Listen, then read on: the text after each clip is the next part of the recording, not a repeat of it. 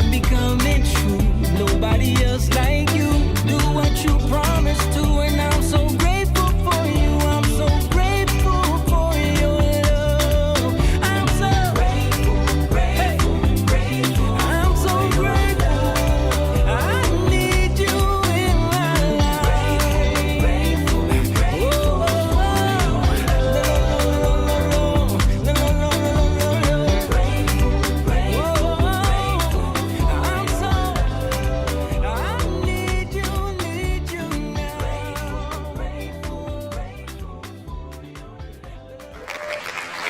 What's up, everybody? We are live in the Lion's Den here, live on a Tuesday night like we do it.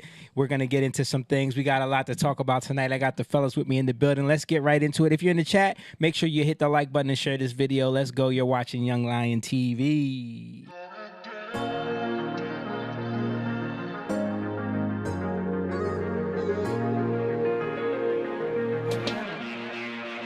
young lion, everywhere I look, they're dying. Everywhere I look, they're dying. Young lion, everywhere I look, they're dying. Everywhere I look, they're dying. Young lion, won't you get up and start fighting? Everywhere I look, they're hiding. Young lion. Yes, sir. That's it, Young Lion TV. We are live. Shout out. Yo, I see Jordan Damiani in the chat. What up, Damiani? He's catching us live finally. What's up, bro? Make sure you hit that like button and share the video.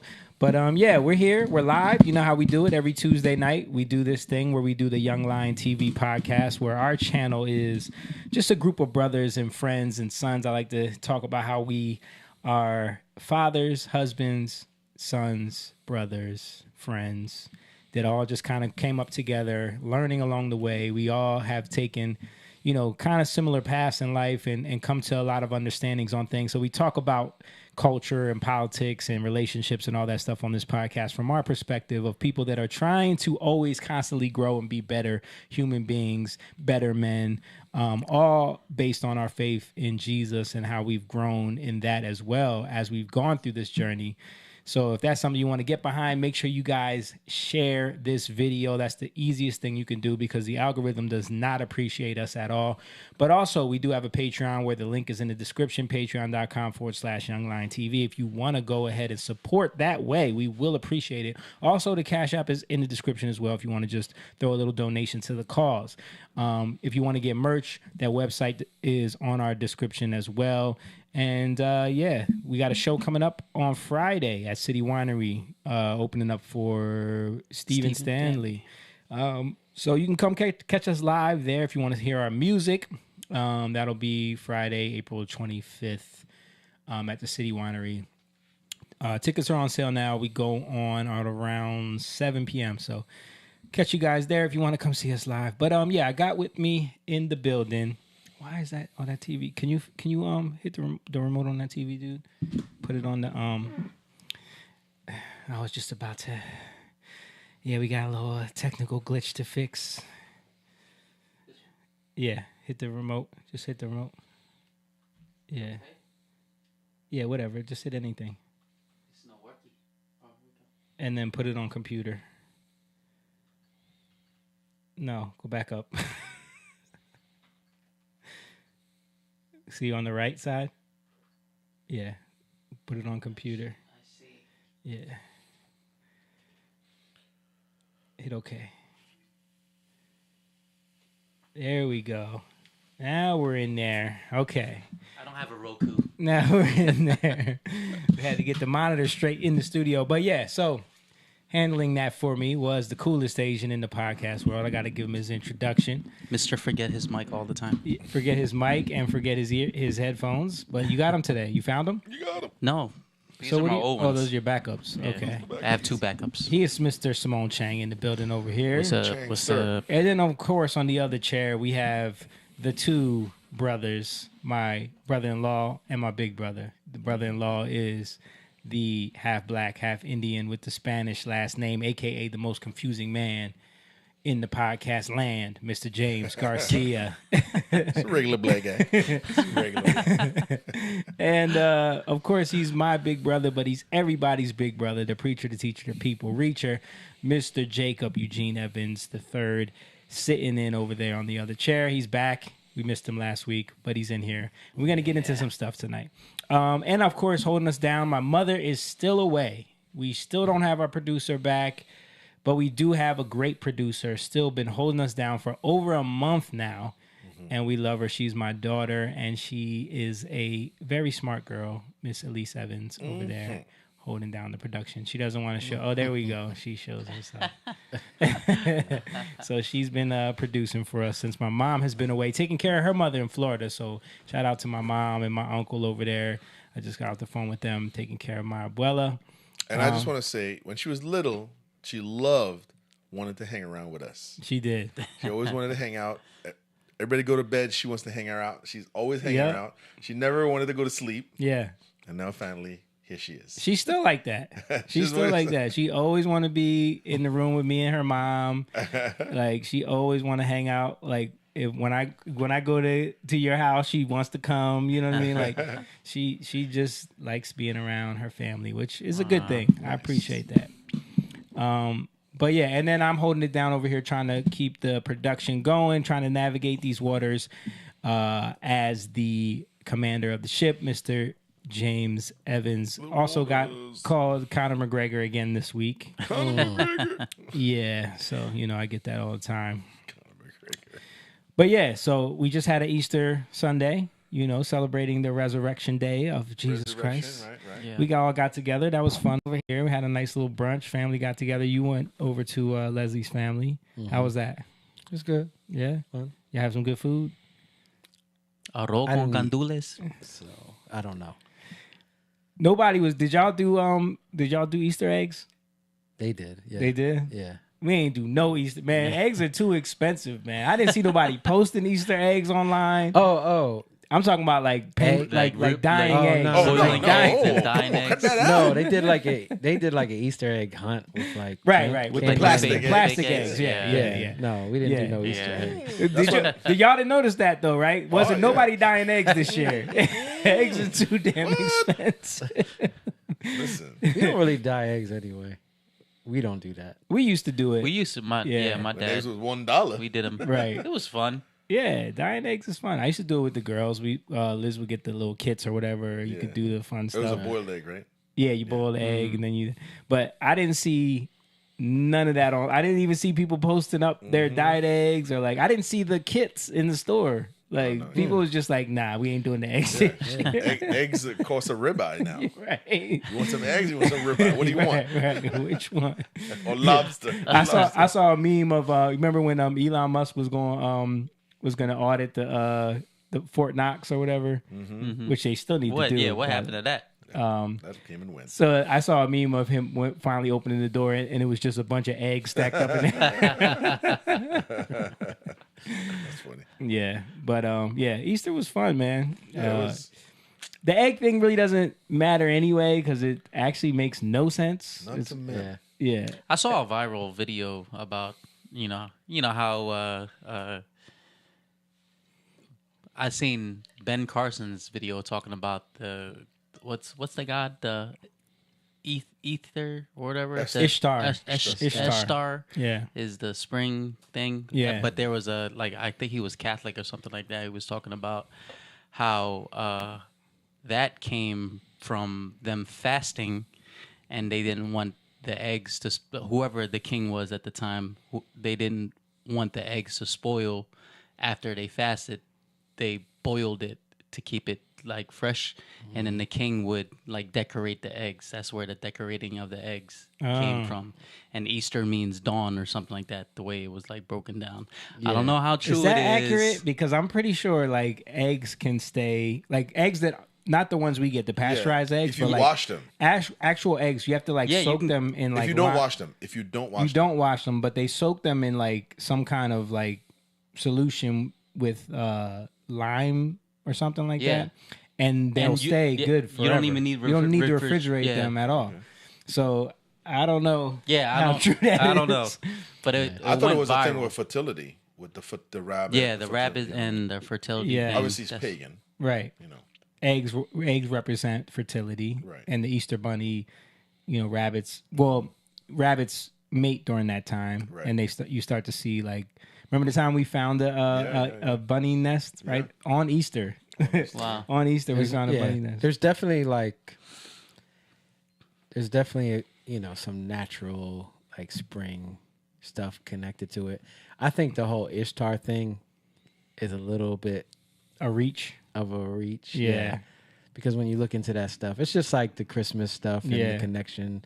Like it's not really there, but people tried to make it a conspiracy type. There's a thing. lot of different traditions that have like come together from other cultures to create what we do for Christmas now, but to pin it to like one pagan thing is kind of And I think there are like connections sometimes where they will say like, okay, this was a holiday, pagan holiday, so we're gonna try to make it a Christian. And then there is some convoluted stuff going on sometimes. yeah. But Plus, I'm sorry. Go ahead. I was gonna say Passover was really close this year, Yeah, it was. Yeah. and It was the week before. yeah, and I don't understand why we kind of got away from Passover in As Christians, Yeah, in connection to Easter. well, because of the way the Catholic Church, the Catholic Church doesn't really acknowledge any of the feasts. That's what I'm trying. I know why. I'm Yeah, saying, like, if you think about it, Right. it doesn't make sense. Like they celebrated Passover, the early church fathers. Of celebrated course. Passover. Yeah.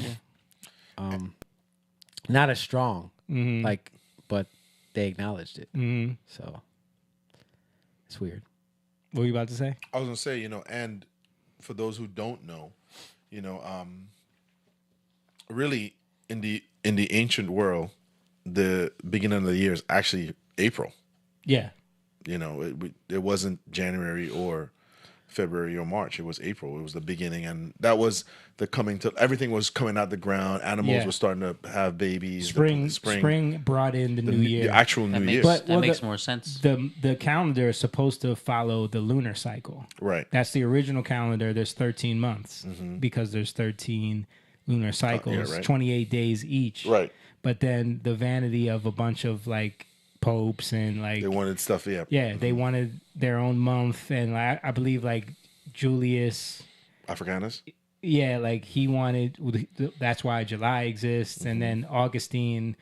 That's why August exists, but he didn't want Julius to have a longer month than him. So then they both made their months 31 days. And then, Divas. it's like you have to move around, Right. you take away. Yeah. And, And chronologically doesn't make sense because yeah. October. Oct is 8, Eight, and it's our what is that? Our 10th month. Tenth, Yeah, and Nove is 9, and I on and on. dude, I was a child and put that together Yeah. because I remember being in class and we were learning about shapes. Yeah. And like we were learning the Latin words, decahedron and octagon, all those things, and I'm thinking like, well, why is October Yeah. the 10th month? That doesn't Right. make any sense. September is the Right. 9th month. And which is true, a lot of this stuff is pagan in origin, but sometimes we make things, we overcomplicate things by trying to find Yeah. the hidden. But it's a lot It's of times showing like the devious meaning. it's just evil men with egos. Yeah, with egos. Yes. Is there correlation between paganism and how things were formed? Absolutely. Right. But we're talking emperors who, like you said, I want my month to be longer. Right. It's a lot of ego-driven. Babies, You know what I mean? big babies with power. Right. And that's what powerful men would do. Yeah. And women, if they, it happens all the time. Look at these astronauts that just went to space. Yeah, they want to be called astronauts. Hey, don't call it a ride. Did they really say that though? Yes, they absolutely, They absolutely said 100%. that. I didn't hear her say I want to be called astronauts. No, they did Yeah. say that. Who- Gail Joe, Gail what's her King, name? Gail Gail. King Oh, said that. Dude, I I heard, heard her say. She I said- I heard thought she her said she was say, offended about the ride thing. No, but she Yeah. also said, "Why don't they call us astronauts?" Because you're not an astronaut. Yeah. Yeah. Yet. Yeah, she was really like trying to make it like they did something. Yeah, Right. No, you were They on took a an ride. Uber ride. She tried to compare it to a mission that real astronauts took, like when they were first exiting Earth's orbit. Like, Right. she Yeah. said, we followed the same flight pattern as Yeah. such and such. Yeah. Like, bro, you sat in there with your hair done in a tight outfit and People went pointed along out, for the too. ride. Their hair never moved. Yeah. Doesn't add up. All that I was product. trying to make it some like you gotta honor us type Yeah. thing. Yeah. We're taking up space. Remember when they said Yeah. that? Oh my God, that was so annoying. Taking up space. Yeah. But speaking of the Catholic Narcissism Church, is real. how about the Pope. next day, Yeah. Yeah. the Yeah. Pope passing Pope away, passed Yeah. away. right? The day after They're Easter. saying he was gone before that. But Did he's y'all- supposed to be the stand-in for Egypt. I mean, for Jesus. How come he wasn't able to resurrect on the... Not that good. No? What? He did correct. just- He did correct Netanyahu though. He did? And Netanyahu told him, Jesus spoke Hebrew, and he's like, no, Aramaic. All right, time for me to go. Yes. He said he spoke Hebrew? I mean, he Yeah. probably spoke Hebrew too. Yeah, he probably spoke both. The Hebrew Yeah. text. I mean, everything was in Hebrew. The text. Yeah. I think he was trying to show him that Jesus is one of ours. Jesus is one of ours. We have a lot in common. He said, Yeah. no, Aramaic. You guys think they're going to pick an African pope? Hell no. Why not? I mean, they could. I could care less. You could care less about the pope? Yes, I could care less. Bro, that's a huge... Dude, we just had a horrible pope in there. We did. He- We well, absolutely... I'm saying we, like I'm a part of it. Yeah. You But I'm Catholic. saying You there Catholic. was he was a horrible pope. Yeah. You know, the decisions he made. So I'm just saying, like, it doesn't bear for me. I'm not in the Catholic Church, so I'm like, why would I care so much about it? Well, because it does have a huge effect on the Christian community. There's hundreds of millions of Catholics. Yeah, but the Pope doesn't change that much. Like, he can say what he says, but they have their own doctrines that they have to stand by. You know what I mean? Well, like then this pope talked about blessing gay marriages. yeah, but he can't take it that far. Like, he can't take it too far. Yeah, I He can't, guess. because it's doctrinally they can't. Well, It's the truth. so what if they bring in a pope that says, you know what? I'm going to let all the books in the Vatican get put out there. Wouldn't that be significant?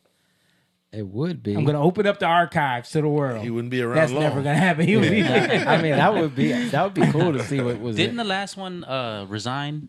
Benedict? No, he was forced to resign. That's He what I'm was saying. caught up in some Like, scandals. How much Jake might be right? Like, how much power does he really have? They can force. Well, there's somebody to- hierarchy in the Pope world. There's hierarchies. The ones that we see are actually not the most powerful ones. Right. There's like the Jesuit. There's the Black Pope. There's Yeah. the Red Pope. There's different version of them. So he's just a face. Well, Francis was supposed to be one from the Jesuit. He was from the Jesuit. That is line. an order. Yeah. This sounds very Star Wars-ish, don't it? Yeah.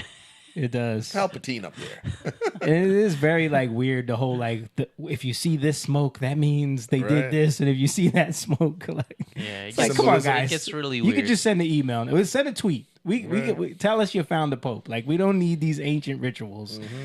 Shout out to Emma who's chiming in over there, and also Theris. I see you guys. Make sure you guys hit the like button and share the video. We're so ignorant of I know. Catholic stuff. I know. But so then one of the big stories that I want to get into is we got to talk about Margarita-Gate. So Simone said, wait, no, James is not familiar with I'm not Margarita-Gate. familiar.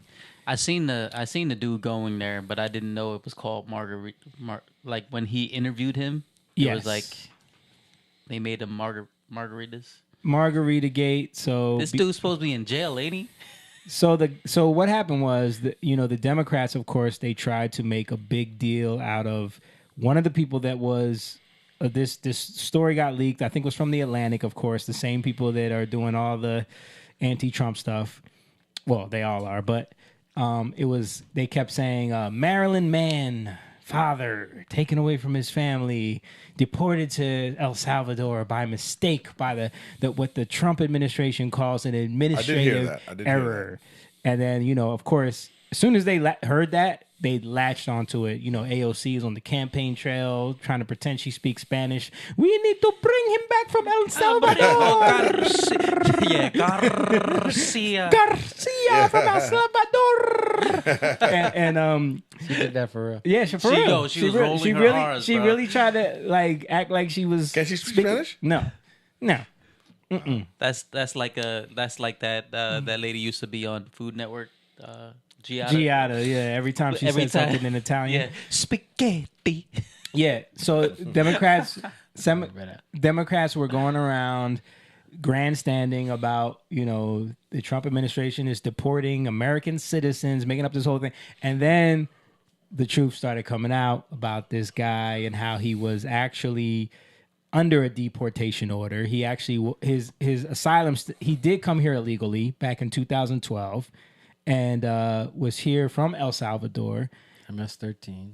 Was an MS-13 member, applied for asylum because he was afraid of a rival gang in El Salvador.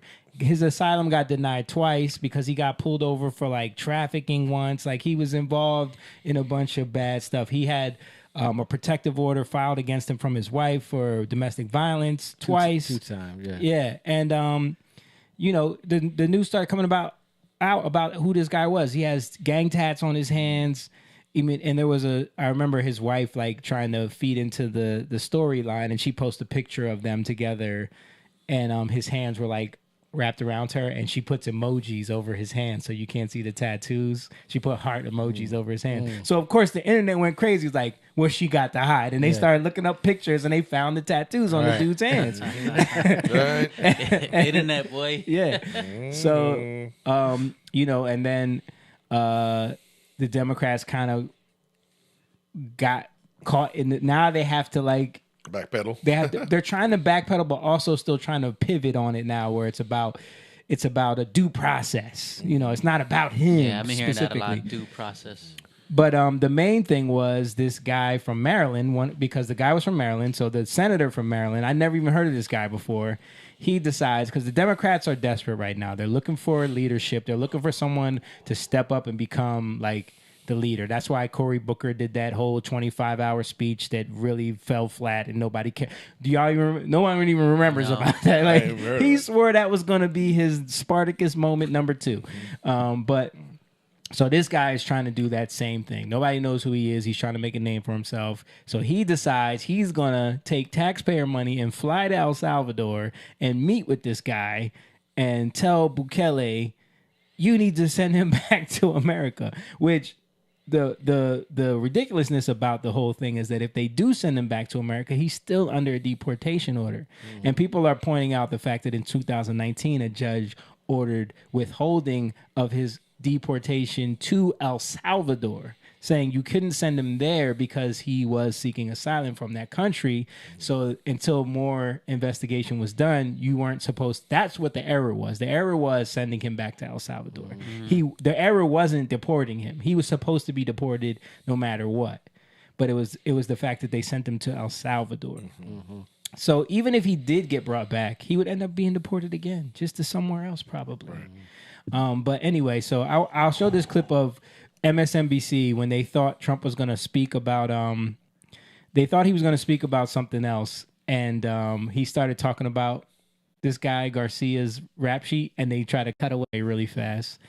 Pull this, can you go to the other screen? Kilmar. His name is Kilmar. Yes, that one, Bub. Thank you. You can kill the yes. You're so sweet. 2019, Garcia was issued a deportation order. 2 separate judges affirmed Garcia was a member of MS-13, which is a gang that may be even worse. We've been watching President Donald Trump there swearing in the new administrator of the CMS, the Centers for Medicare and Medicaid. See, they went to Trump because he was supposed to swear in somebody, but before he did the swearing in, he started dropping the truth bombs about who this guy. Yo, they just cut away so fast. It's so obvious. They don't want to hear the truth. Like clear operatives. And then Michael Strahan was interviewing the dude's wife, and he asked her straight up about the protective order. And I was surprised he did that. Yeah, I was surprised too. And he had to, because all this information started leaking. Yep. So they have to address it. So watch how she reacts to this. Have to ask it. You did take out a temporary order of protection against your husband in 2021. Were you in fear of your husband?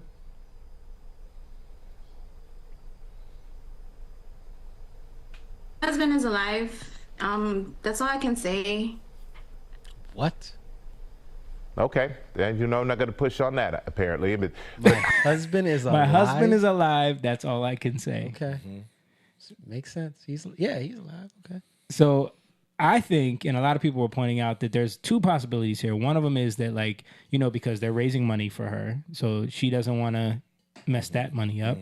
She's probably working with the Democrats right now to because this story is so big, or she might be in fear of retaliation from the gang. If she says anything about what this dude actually did, she could be targeted. I choose all of the above. All of the above. A bit of both. A little bit, please. Do you think she might be more protected by the Democrats though? Like now that they have her being propped up as like this figure, it might be too dangerous for a gang to come after her. I mean, she that got could too be much spotlight on her now. I think like you said, like they saw an opportunity to basically attack Trump and they went with it. They probably didn't do as much research as they should. And they found out about that and decided to bring her on. And then slowly, as they probably already booked this so in advance, they probably already set this up. And as it starts to unravel, because you can hear in his tone, he's like, I have to ask this. Right. I don't know the question. I don't want to do this. You can tell it's like he's not really, he's really letting her know, like, sorry to put you on the thing, but I got to ask this because they're attempting to come off fair. Yeah. That's really, they don't want to be criticized that you had her on, you didn't ask her a question. You didn't ask her. So they just want to, it's kind of like the Robin Roberts thing. When Robin did the interview with Smollett, she was, her attitude to him was like, oh man, this is so terrible. Yeah. Then when I showed it to you, when it started to unravel the case, she went over and dubbed over her voice. She dubbed over. So now people pointed that out. Yeah. People noticed the dubbing of her voice. A case of a clue that would come in later and blah, blah, blah. Right. She did it. She dubbed it over because in the initial interview, it was sympathy towards him. As it began to unravel, they wanted nothing to do with that. She ended up saying a clue that would come in later in his case. And I think they've learned from that. These news anchors, when they lean heavily on a topic and it backfires and taking in their a side face, and then it backfires. it backfires. And so in his tonality, I'm sorry, I gotta ask this. Like, she can't. You interviewing her? You should be able to Why ask are you a question. sorry? You got to ask it. Yeah, ask a question. She did. Did she not? Did she or did she not file? That's what I was thinking. Like, be the media. Yeah. The media is supposed to be unbiased. Cover you everything. ask questions. Right. And you don't take. We want to know. Anything. We want to know why Just- would you need a protective order against your husband unless something happened? Like all this stuff, we're dealing with this law, and I really think it's like a law and a virtue. Well, I would say a law of sympathy, but then I'll say a virtue because that's what people are always trying to put forward as like that's where sophistication is, that's where elegance is, that's where the beauty is, Civility. Yeah. If you think about it, like once you get sympathy, that rules. That's the rule, right? And then everything has to submit to that rule. Yeah. But it's a lie. Like you can't put sympathy before actual love, right? When you put love first, it actually brings true justice into a situation where now you're actually measuring everything out. Like true love can't sympathize with one over another. And you always see this, and love is patient. Love is not going to jump to conclusions. Right. But their type of love, which is sympathy love, does. Right. Well, I think it's even worse than sympathy love. I think it's a what's the word? It's a self-indulgent kind of like self-aggrandizing love where it's like, look how good I am, a virtue signaling love. You know what I mean? Yeah. But I care. You know what I mean? But what I'm saying is that but sympathy is the rule. So you then under that you show that you care, and you jump to that. Right. Like you see how AOC, you know, these people they jump to they jump to trying to think of the right grandstanding. Yeah, that right. Well, I honestly think for them and for a lot of these Democrats in Congress and these operatives, their whole approach is just anything that we can attack Trump on, we're like freaking chomping at the bit to do it, and like we're gonna just do it and then deal with whatever the fallout is later. Like, but that's how they shoot themselves in the foot. Exactly, because again, and that's why I'm saying like you can't put. And this is the issue we've had in America. This is the issue we have, and this is what we're fighting against. Right, we're fighting against this false love and this over empathetic, this sympathy that. If you put that first, everything else falls under that. Yeah, like letting people come in, millions and millions of people come into this country illegally. Yeah, I mean, how many times gang members and Yeah, how many times do you hear? How can you be that way? How can you do that? How can you be so, biased? Right. How can you be like? It goes back down to name calling. How can you be so rude? How can you be so ignorant? How can you be whatever it is? It's always to other you, and now you're not even worth listening to, right? Because I'm more sympathetic than you, right? It always goes back to that, you know what I mean? Because now you're more virtuous, now you're more righteous, right? So how do we look at righteousness? By the light of sympathy, right? I'm more sympathetic to you. That's why I keep saying that because, and then the fallout happens, and they, like you said, they don't care because.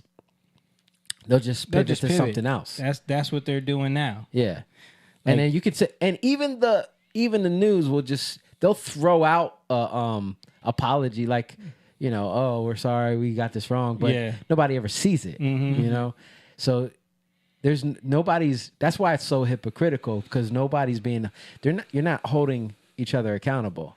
But you're holding each other accountable. I think they'll be held accountable when people vote because the Democrats' approval rating is in the gutter, and like with this backfired. Well, that's what I mean. I mean, like they're not holding themselves accountable. Yeah, but people are holding them accountable because it becomes obvious. Because once you start, it's easy to judge. Like this is basic judgment. This isn't hard stuff to judge. You know what I mean? Yeah. It's not rocket science. All you gotta look and see, like the woman there. Oh yeah, did you take out a protective order? He's alive. This is not hard. Right. You know what I mean? This is not hard stuff to look at and see the hypocrisy in it. And anybody can see that is not under the rule of sympathy. And once people start lying to you more and more and more, you start to lose sympathy for them. Yeah. And that's what's happening. And it becomes obvious. And I think Democrats, especially for like when you look at the cities that they represent, the people are fed up because they're realizing like, wait a minute. One of the big things about this guy, his name's Chris Van Hollen, by the way. He is a senator in Maryland. Now, Baltimore is one of the worst cities, right? So where does Fox go to interview the people in the streets? As they should. To find, they went to Baltimore to talk to people about like, how do you feel about this guy? Have you ever seen this guy around doing anything for he's y'all? in Ecuador right now. He went to El Salvador. But so the first thing he decides to do as a big thing in the Senate is for some illegal alien in another country who was here illegally. So let's look at this article from Daily Mail. So it says Democrat senators constituents slammed him for wasting taxpayer money after he traveled to El Salvador to see the man deported by the Trump administration over claims he is an MS-13 gangster. And here's the article. Here's the clip where they were interviewing people on the streets. Let's check this out. Chris Van Hollen, he flew to El Salvador where this guy was deported. He met with them, had lunch with them, had margaritas on the table. What's up with your senator? I have no idea, but I do believe that was a waste of taxpayer dollars. Margaritas. You agreeing with somebody whooping their wife, terrorizing where you live, then you don't need to live here either. Senator Van Hollen, you need to come see me, Mr. Coley, because you doing like that. You need to take care of home before you go in other states. He went to El Salvador. Oh, that's another country, excuse me. What has Senator Skurs, Van Hollen skurs. ever done for you? Nothing. Nothing. For me, nothing. Nothing that I know of. He ain't do me. I can admit that. I've never even heard of this person. Yeah. This is a Key and Peele skit, man. No. I swear. So it's like This dude jumped the gun, man. I feel like he did this on his own, right? he did jump the gun. He did it on his own, and wanted to go- he wanted it to go caught down there. It's one of those stories that just went. Yeah. But National. Let's go back to like when people started to make themselves, or when these mayors and these city councils started to make their cities sanctuary cities. Yeah. It's again the sympathy. It sounds good, right?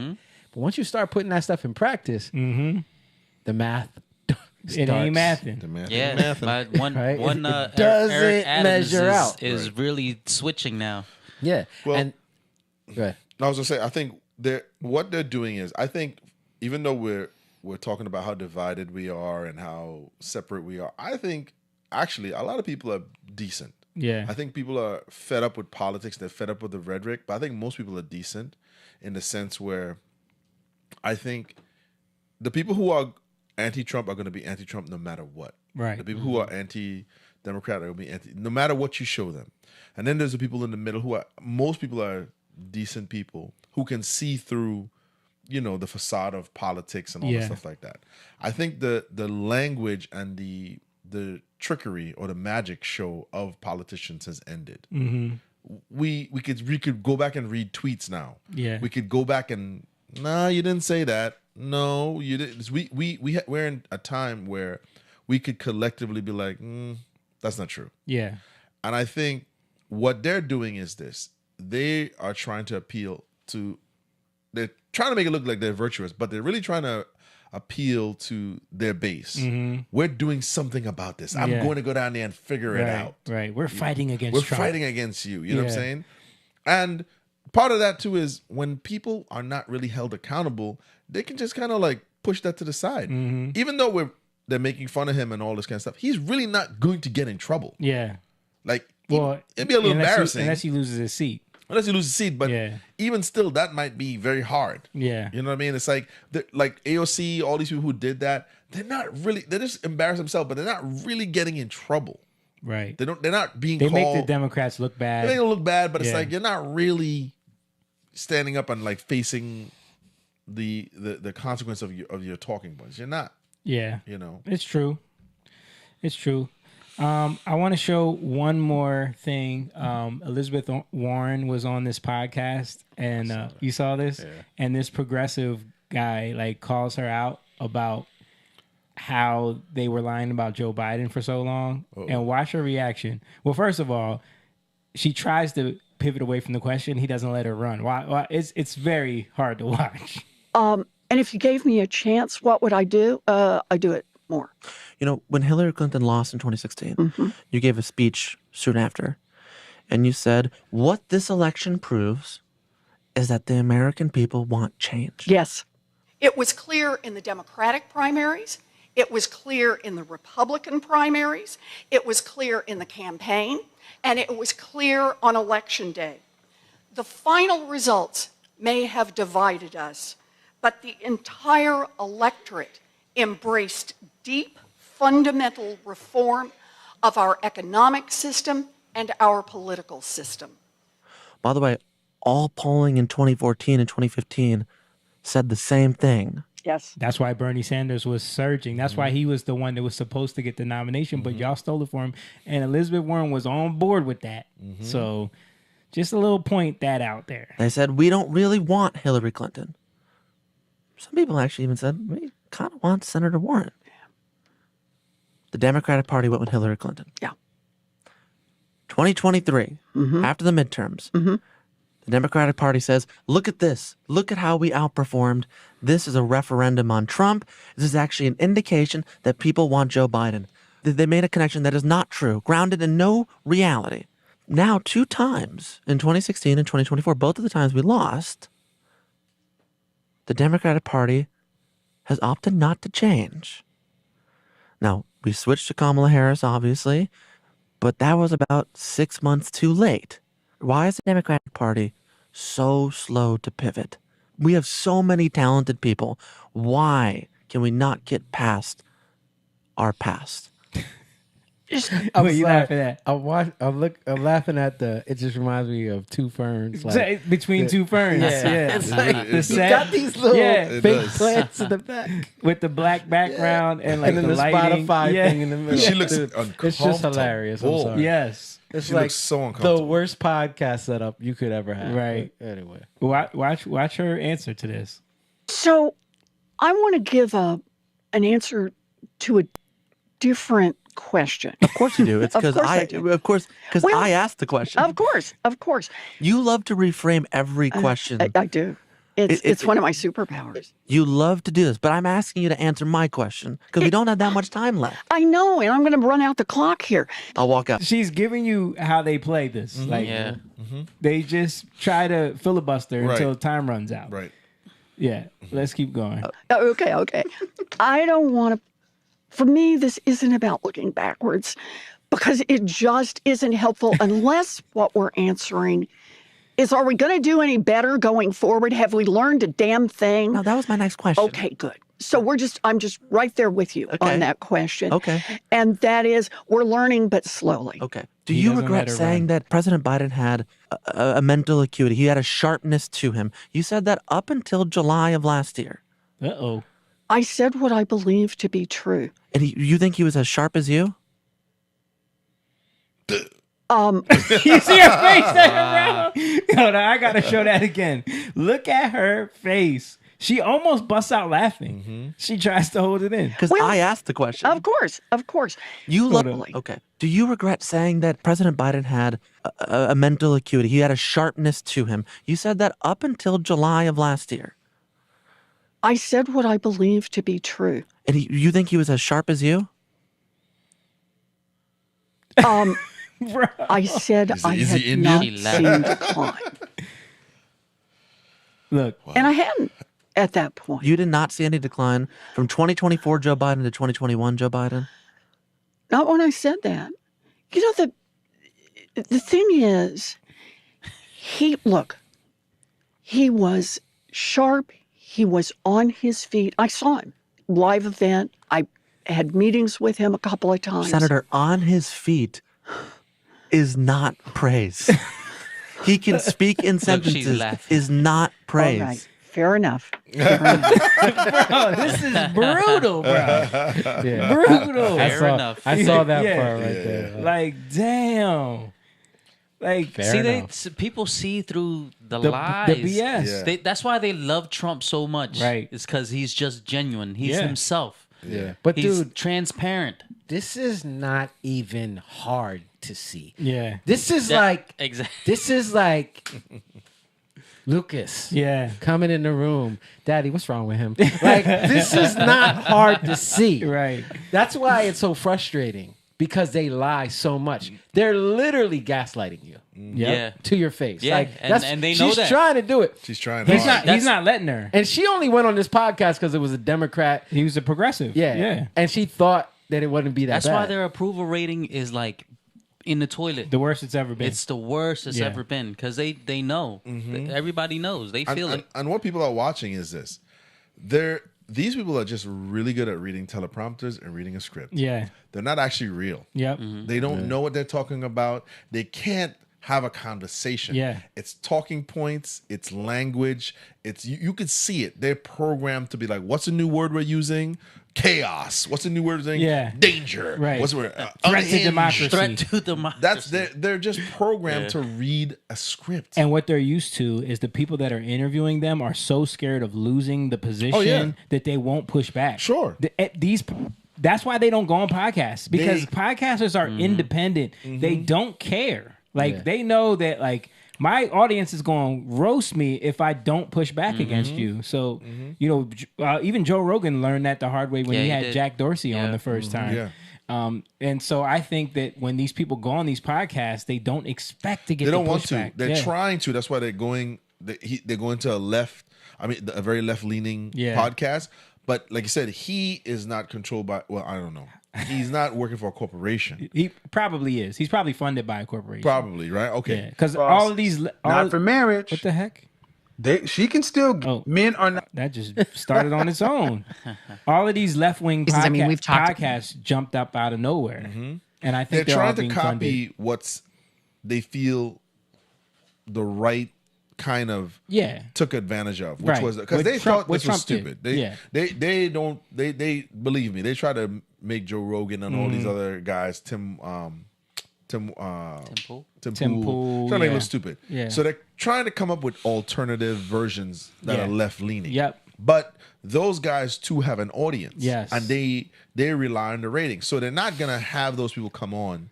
Because if they were gonna give them a little puff piece, we might as well go on MSNBC and talk to Rachel Maddow. You know what I mean? But in an attempt to set up, hey, this is authentic, you're gonna get it from the horse's mouth, he knows that he could also destroy his career. So he's gonna ask a question. So as he moves up, the end of, I talked about this before, legacy media is coming to an end. And the politicians are realizing, that's why you see all of them now going on these small format. Because 2 years ago, they would never go on that. No, absolutely not. Nope. Yeah, it's and you can see, like, even as she's talking, she's reading that. She's not speaking from the heart. She's looking down. She's reading. They're basically glorified actors. They don't believe that it's a role that they're playing. Because you can see when he asked, "Do you think he was sharp as you?" She almost lost it. She almost bust out laughing, bro. Yeah, I've never seen someone almost break that bad. Right. She wasn't expecting that question. Yeah, it was like she broke character. Yep. Yeah, he got me. So, like Elizabeth Warren, we're going to pivot right now. And I want to go to this next topic. James sent me this. I had seen this going viral all over the place. This was an interview that, Michelle Obama has her new podcast now that is doing terrible. Speaking of podcasts. Yeah, speaking of left-wing podcasts that they're trying to fund. You didn't pivot too much. Yeah, right, exactly. So she had Tracy Ellis Ross on there, who is Diana Ross's daughter, star of Blackish, and other girlfriends first, yes. But she went viral because she had this moment where she went on this rant about why she dates younger men and how older men are kind of steeped in toxic masculinity. So I'm gonna play. Where are we getting? Where is that coming from? I don't know where that's coming from. I gotta find it. Yeah. So hold on. Let me see if I can find where that is coming from.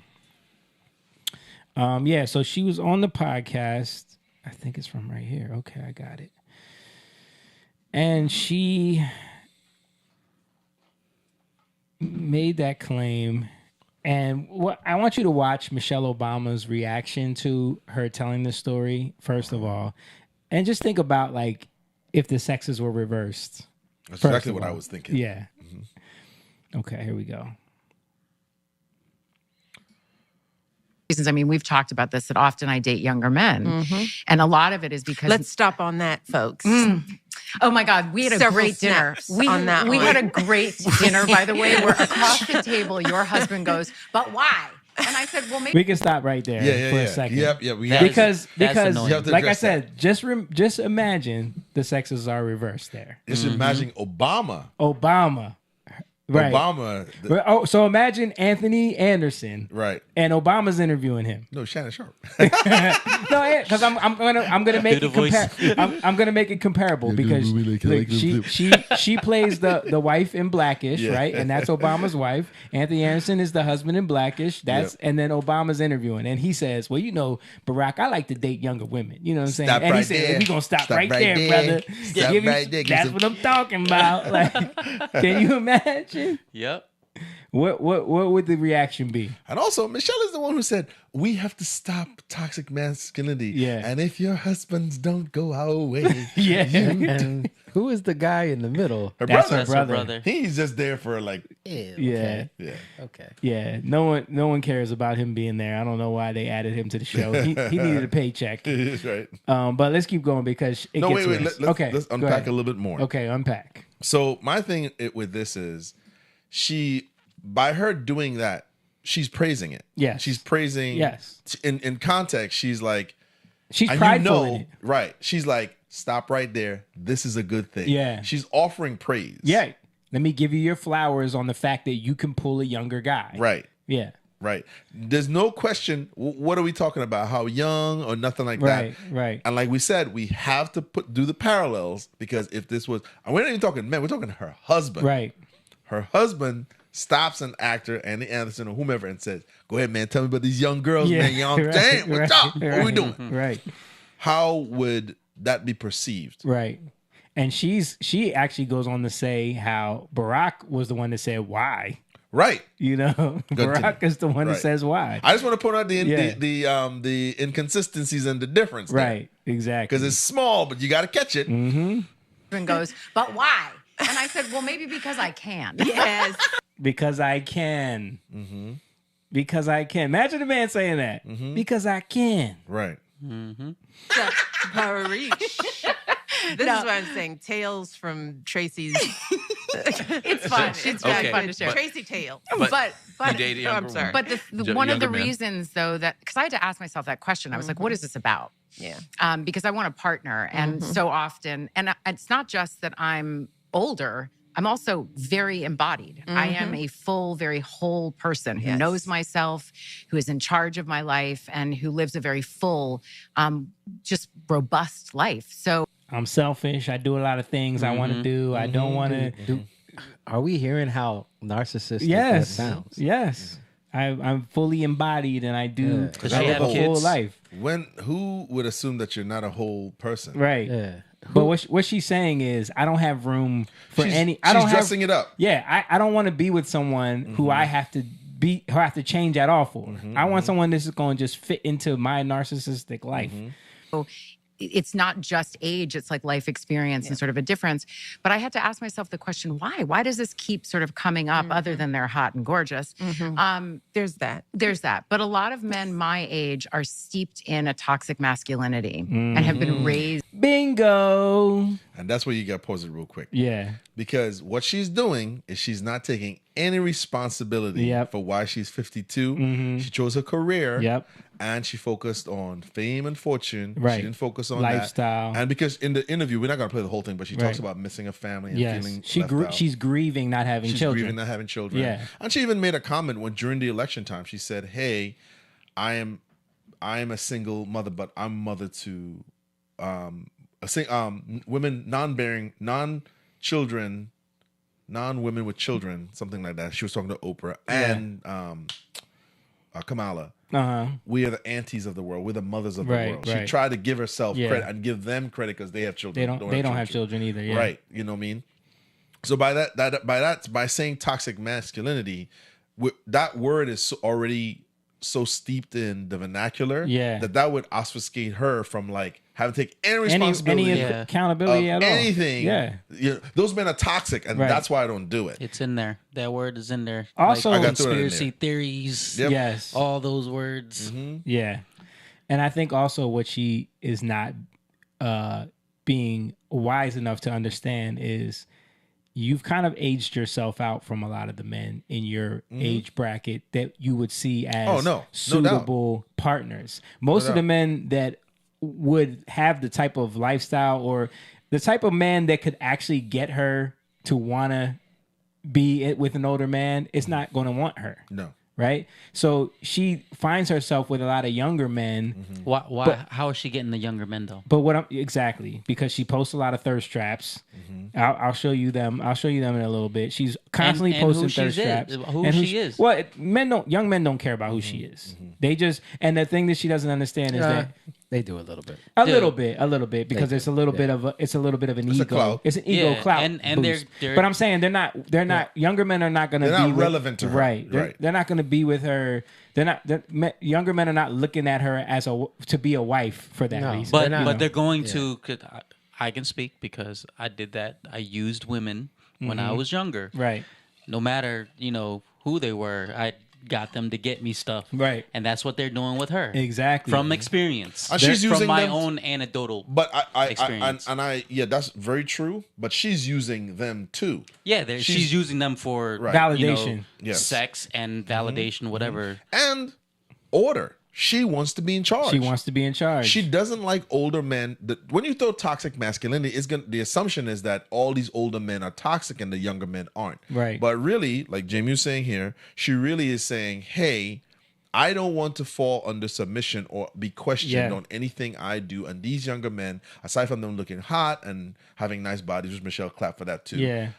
They're not going to question my authority. That's And what it is. They're not going to rock the boat too much because they just want to. Just happy to be there. They're just here to get some and get what they can from her. You want to go to a Vanity Fair party? That's what Yes. that's what I was. The point I was trying to make is she doesn't understand that these young guys are just there to get what they can from you. Like they're not there to see you as the lifelong partner that you think. Well, she's trying to big him up more so he doesn't look bad, and her say, well, I just want them because I want to prove to myself. Because she's not proving anything to older men. Yeah. She's proving to herself that she's still hot. valid She's still by hot. being able to get I'm those still kind young and hot. I can get those guys. She doesn't understand that them guys would take anybody. They don't like it. It doesn't validate you in any way. No. But I want to play the rest of this clip because she kind of is in a culture where there is a particular way that a relationship looks. And anything that starts to smell of that for me, I did enough of it where I was controlled and felt like I was a possession or whatever those things were, or prize I have no interest in it. And they just got done talking about these young men as they were prizes, right? But she doesn't. She doesn't want to be the prize. She wants to make them the prize. Right. Makes sense. Right. And she's speaking. The word she's using, she knows that women are going to latch onto that. Yes. She knows. They're all the trigger I'm a words. prize, and I don't want to feel like an item, and she knows that.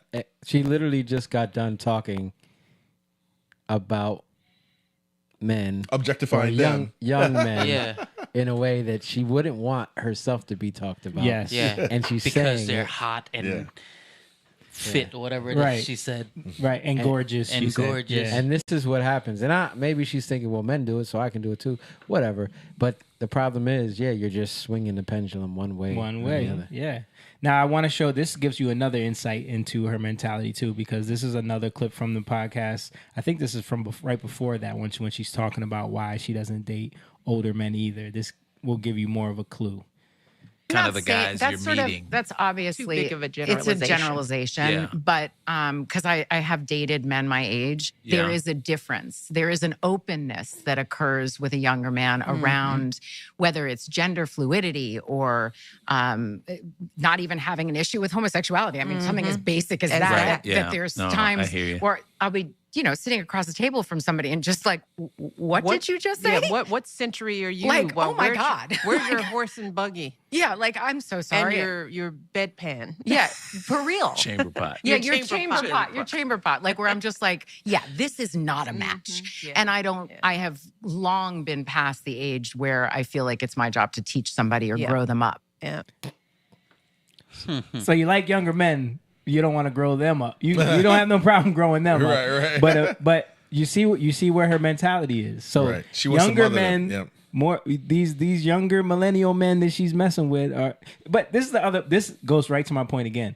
She doesn't understand that them dudes is gonna tell you whatever you want to hear because they don't care. They're just there to get what they can from you. They're not gonna tell you how they really feel about the LGBTQ stuff, or they'll be like, "Yeah, I'm fluid," because they're just there to do whatever. I mean, but even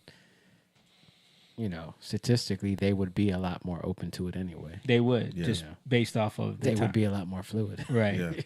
Yeah. So, but she's basing her decision making off of those factors as well. But she's what she's trying to do is this.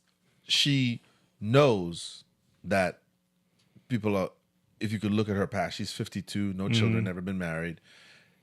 At that age, she knows that this is not good. And what she wants to do is say, hey, listen, the reason, what's that? I'm just going to put, as you talk, I'm going to post some of the thirst traps. Yeah. So she wants to say, basically, the reason I'm here, it's men's fault. And it's men my age. Okay. Yeah, that's the stuff that she's posting. That she posts. Right. She posts this on What- her social media. Yeah. What mature man would want his woman to do this? None. Any man in their right mind that's looking for a wife, Right.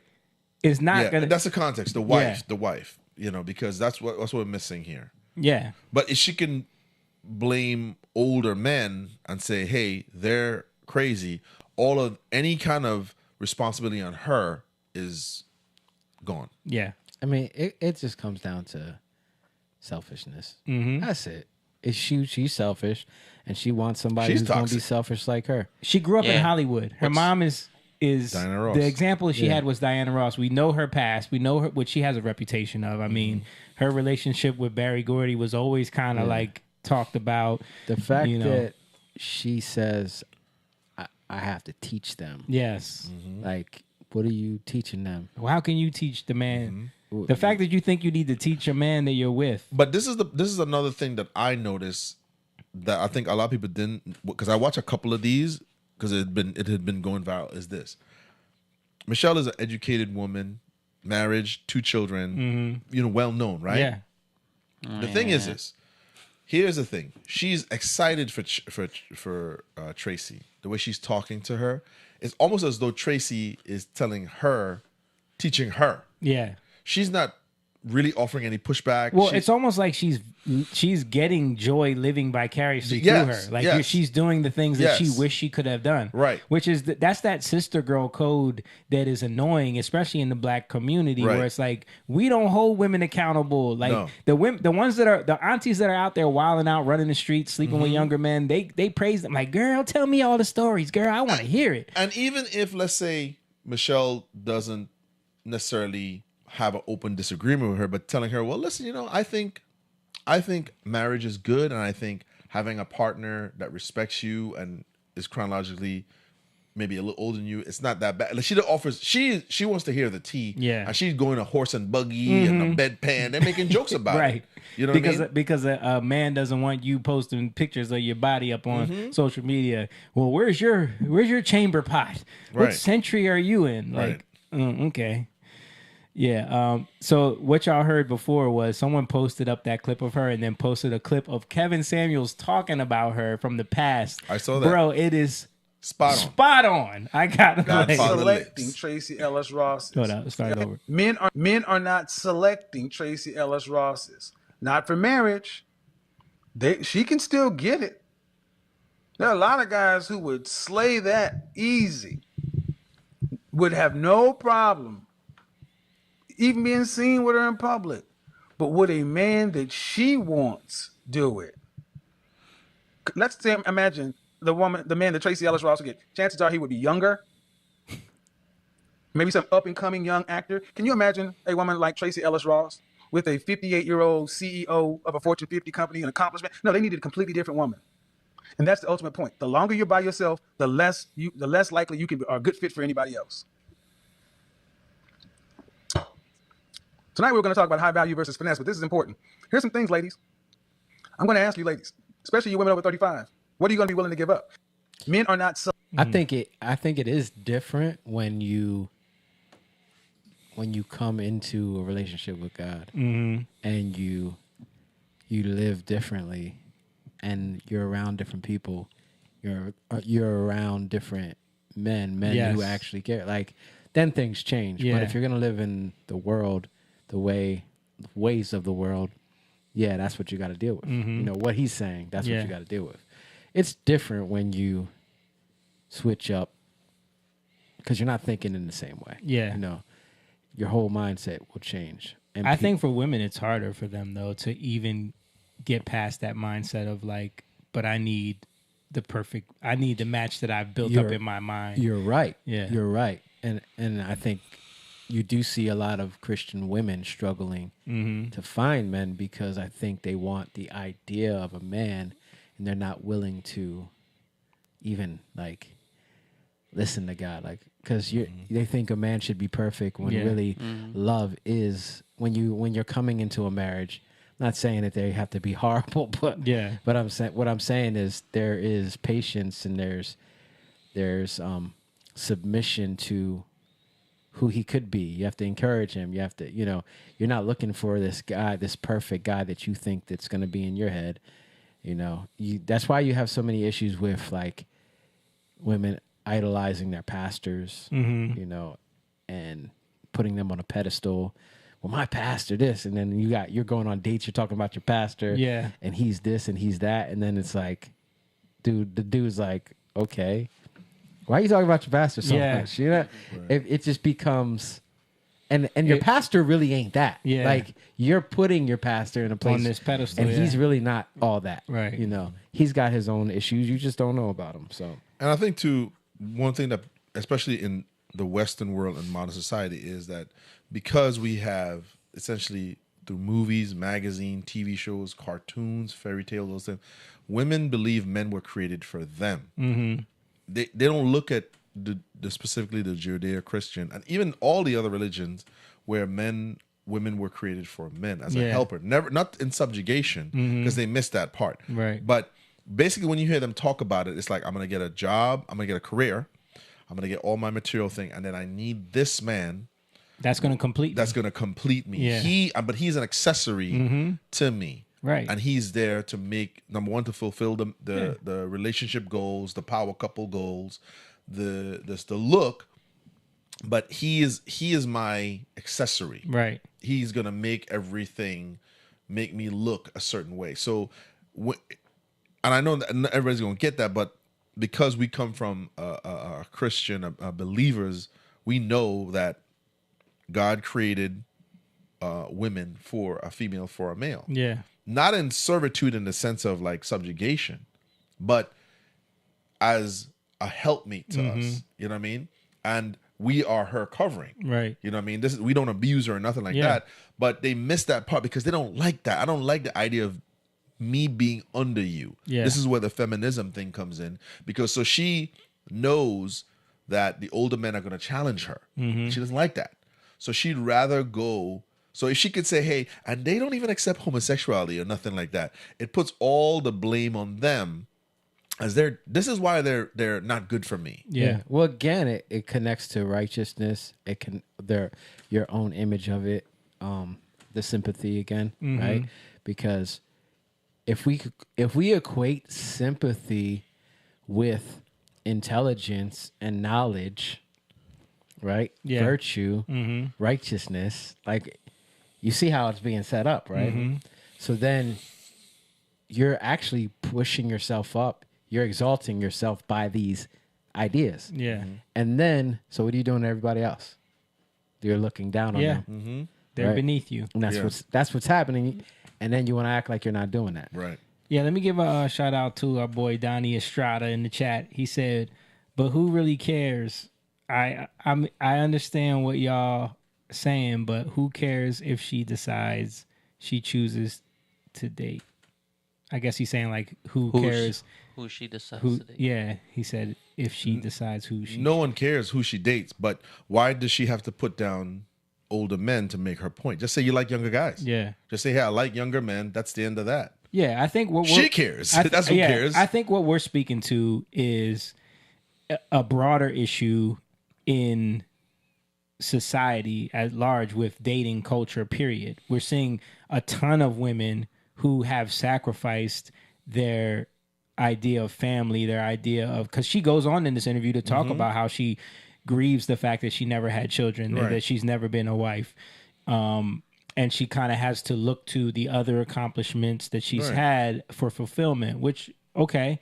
But I mean, ultimately, the ultimate goal, the first commandment from God is to be fruitful and multiply. We're supposed to be reproducing. We're supposed to be getting married. We're supposed to be honoring God in that way. I mean, I wouldn't put that first. I think you put God first. Yeah. But if you are, but if you're looking, and obviously, you know, she's not a believer, Right. But I think the overarching thing is that that's what you're missing. Yeah. And then because you don't have that, and you don't get everything else, you're not understanding it. So now again, it creates selfishness and it creates narcissism where you exalt yourself above everybody else because you're basing it, and then you have like you're getting on this with another woman, right? And now you're creating these false images of what it is to be a good man or a good woman.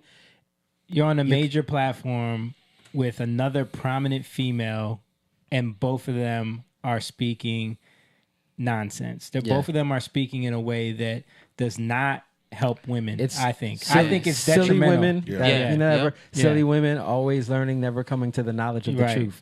Like you're talking about this, but you're just talking in circles because you're not really dealing with the issue that's deep inside of you. Right. Yeah. You're trying to talk around it. People look up to them. Yeah. They're And she's shaping society in a way. She's obfuscating her role in anything. She takes no responsibility. You chose career. Yeah. And if you do, that's on you. But now to say toxic masculinity is why you date younger men, no, I don't think that's at all. I think the older men have a certain standard and she doesn't want to be under that. Number one, she is a child of a famous person. She's famous herself. Yeah.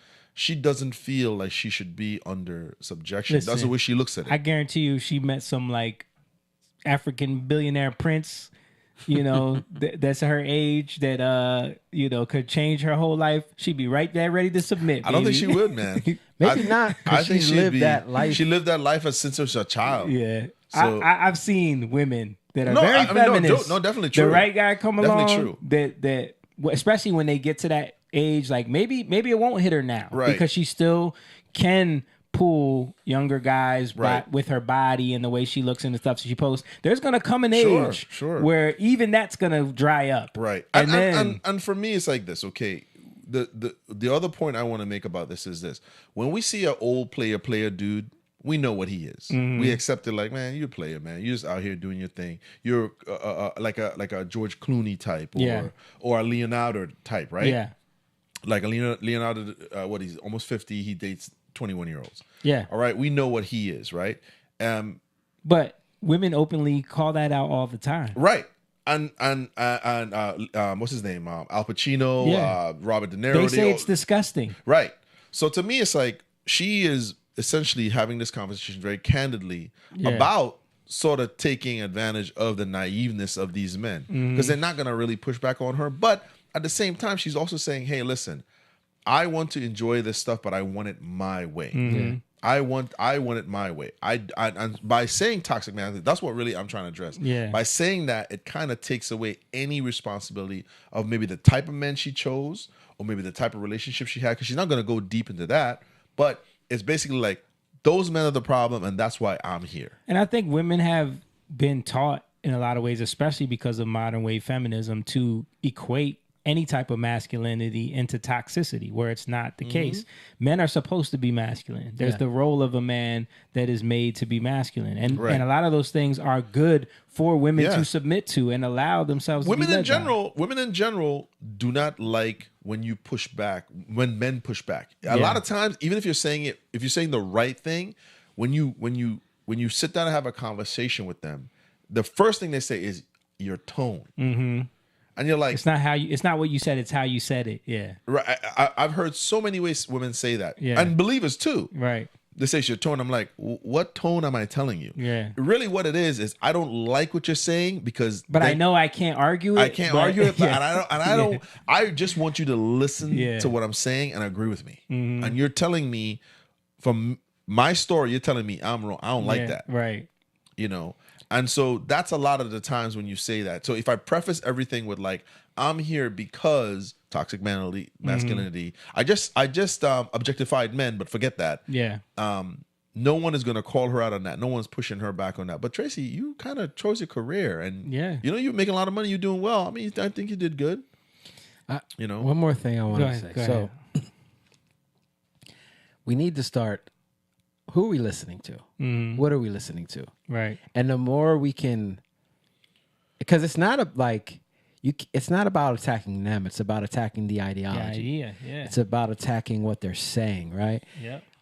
Because out of the heart, the mouth speaks, right? And what comes out of the heart reveals the actual fruit, right? So what kind of fruit are they bearing? And that goes back to even be fruitful and multiply. Right. Is it because fruitful and multiplying doesn't just mean about bearing children, but it's about what are you bearing in your lives, right? What are you bearing in what you're saying and what you're doing? Right. And because why are people looking to them? Because of what they're bearing. Right. And people think what they're bearing is good. Mm-hmm. Right? That you call evil good and good evil, right? So that's why you have to critique these things. That's why we have to challenge it, especially culture. Yeah. Culture that is quote unquote winning. Yeah. Right? You challenge it so you can show, is this good fruit or is this bad fruit? Well, like we just said, if the conversation was with Obama and Anthony Anderson, and he was like, "Yeah, go ahead and tell me the juicy details about the young women you like," this wouldn't go well. Nope, it wouldn't go well. And she's actually sitting down talking to a married woman with children. Yep. And the woman who is talking to her isn't talking about the joy of that. The way talking, she's she wants to hear the story. salivating over the story details. is very weird. Yeah, it does make sense. All right, let's keep moving though. You sent me this other video, dude, breaking down masculinity from his perspective. This is Jason Williams. He's doing a lot of great things, especially in the city with boys. I don't know if you guys are familiar with him. He's the karate guy, Yeah, right? karate guy. Yeah. But he Jason teaches. Wilson. He specifically focuses on young boys, specifically young black boys. Yeah. Masculinity. There appears to be many forms of it, but does this one word comprehensively define what it means to be a man? Let's take a look at its definition. Having qualities traditionally ascribed to men as strength and boldness. Masculinity itself is not toxic. However, a man becomes toxic when he allows his humanity to only be defined by masculinity. Let's use the pit bull terrier as an example. For decades, this dog was bred to be an aggressive protector and fighter. This eventually caused this beautiful breed to become unstable and volatile. If not for the relentless efforts of dog rescue initiatives, the masses would have never known that the pit bull terrier is also a loving, compassionate companion and family dog. Please don't misconstrue what I'm saying, because I am very masculine. However, I am no longer confined by its limited definition. I am a comprehensive man of the Most High, courageous, but also compassionate, strong, but sensitive. My brothers, we are human. So let's embrace our humanity and no longer allow our lives to be limited by masculinity. Shalom. Yeah. Mm-hmm. And then you got one more video of who is this right here? I don't remember her name. I've seen a lot of her. She was actually one of the original. She's been around for a long time. Okay. I don't remember her name though. I'll see if I can find She her used to name. be a feminist, right? And then she changed. Yeah, I think she was a teacher too. She's speaking about the failings of feminism in this clip. So let's play this real quick. I gotta reload it because it's Instagram. Men's rights without men's responsibilities. Second wave feminism sought to reduce or eliminate women's responsibilities. Men's rights without men's responsibilities. Second wave feminism sought to reduce or eliminate women's responsibilities. And third wave feminism seeks to increase men's responsibilities. We find that men can't win for losing. They still bear the majority of the burdens they did 100 years ago. To one degree or another, they are still expected to pay on the first date and onward, still expected to pay most or all of the household bills, still expected to be at least as educated as their female partner, still expected to be the one to buy the ring and to buy the flowers and then to buy the chocolates on Valentine's Day, still expected to put themselves between a woman and any danger, still expected to take responsibility for themselves and others, especially women and children. The primary difference is they aren't allowed to expect any thanks, gratitude, respect, status, or reward for it.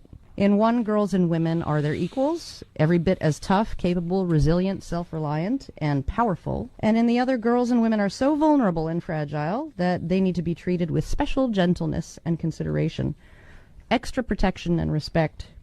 And they are so incapable that they need boys and men to rescue them from anything that might endanger or upset them. Men owe it to us for how horrible men were in the past. I'm just here to ask, what the hell are we doing to our boys and to our men? First wave. Yeah. Yeah. There was this thing that just happened in Texas. You know, we heard about what's his name? Carmelo Anthony. Yeah. And then there was something that happened right around there where this guy shot up a school. Mm-hmm. Right. Young guy. Shot up a high school. Nobody died. People got injured. Turned himself in. And I saw the video. I think I said it to you guys. Yeah. When he turned himself in. Mm-hmm. And what was interesting is I hear this. I don't know if that's his mom or whoever. She was praying I over hear him. her praying in the background. And, you know, as she's praying, it just reminds me of this because it's the same thing we do with God. It's what we do with men. Mm-hmm. We want God to handle things in those moments. Yeah. When we did nothing beforehand that we should have did, and now we put it all on them. Right. Right? Like you want, obviously this kid, he was pushed to that point. He needed God way before that. You're praying for him now Right. as he's being taken to into jail, custody, and you want God to do something amazing in his life. Mm-hmm. Like, and I'm not saying that he can't be saved, but I'm talking about you're like using God as a protection over him in a very perverted way. Mm-hmm. You get what I'm saying? Yeah. Not as like God help him, show him. No, you're literally out. That prayer, I don't know if you heard it. I heard her. It She was like pleading pleading the blood, protect him. Yeah. God. That's his mother? Yeah. And like, this is my God, the way. And that's how people expect men to be. Like, do what you need to do right now because I need you to do it right now. Yeah. But don't come back tomorrow. Right. And if you don't do it right now, you ain't really a man. Right. You know, you ain't really got. It's the same mentality. Yeah. We don't realize we do that. You know, we just use God. You're just using men. I think I don't know if we talked about this here, but I know I talked about it at church that men establish and women work within what men establish. Mm-hmm. And that's not a bad thing. Yeah. Right? Men are called to establish and bring order to disorder, to go into the wild places, go into the wilderness and hunt and establish. right? Yeah. To establish. And it's so funny, like women are complaining about getting paid the same amount as men in basketball or soccer. You wouldn't even have sports if it wasn't for men establishing sports that then women can go into and work in, right? And do it. It didn't even, women weren't even thinking like, oh, we can do these sports too, until later on, right? Yeah. Because it all started from men establishing something. And then you forget where it even came from to now you're fighting for something that you don't even deserve because you don't even have the audience to pay for it. Yeah. You get what I'm saying? Right. But you think it should be yours. You think you have rights to it. Yeah. This is what we're dealing with. We forget. And then it goes to the generation of children that these women are raising, because then these kids grow up as men that become disrespectful in society, have no respect for their elders, have no respect for each other. Yeah. Right? Because they don't. And those are the biggest abusers of women. Yeah. Because they're emotional too. Yep. They're emotional. They're handling things like women. They get baited in their conversation and then they put up with it so much that when they go out in the street, a lot of times, I know this to be a fact, a lot of these young boys that go out into the street, their response is very feminine. They don't handle things in a masculine way where they can be like, sit down and talk. Let's talk about this, man. You said this, I did this, etc. They rather beat you up or kill you or cuss you out. And that's the order. When you see something going crazy, are you able to go in that situation and bring order to it? Are you able to think things through, right? And go in and say, okay, but let's work this out. What happened here? Yeah. Right? Are you just going to get caught up in the wildness? Yeah. You know? And there's another element of it too, because we hear a lot of women, specifically on the left and the Hollywood, talking about toxic masculinity. There's another side of it that people don't talk about, which is this: the son husbands, which is the son husbands and the boyfriend type, where I've seen lots of footage where mothers, John Morant is one of them, where his mother went to Foot Locker a year ago. They got in an argument with, I think she was trying to make a return or something like that. Got in an argument with the Foot Locker manager. She said, you know who I am? I'm John Morant's mother. He's like, I don't care. You don't receipt. She called her son. He grabbed 5 goons, came up there waving a gun in this guy's face. Yeah. Another incident happened where what we're realizing is that a lot of these women take advantage. They're mentally having an incestuous relationship with their sons. Yeah. Right? Oh, you're the man of the house now. You know what I'm saying? It's not a physical thing, but it's a mental. They're son husbands. That's where the term comes from.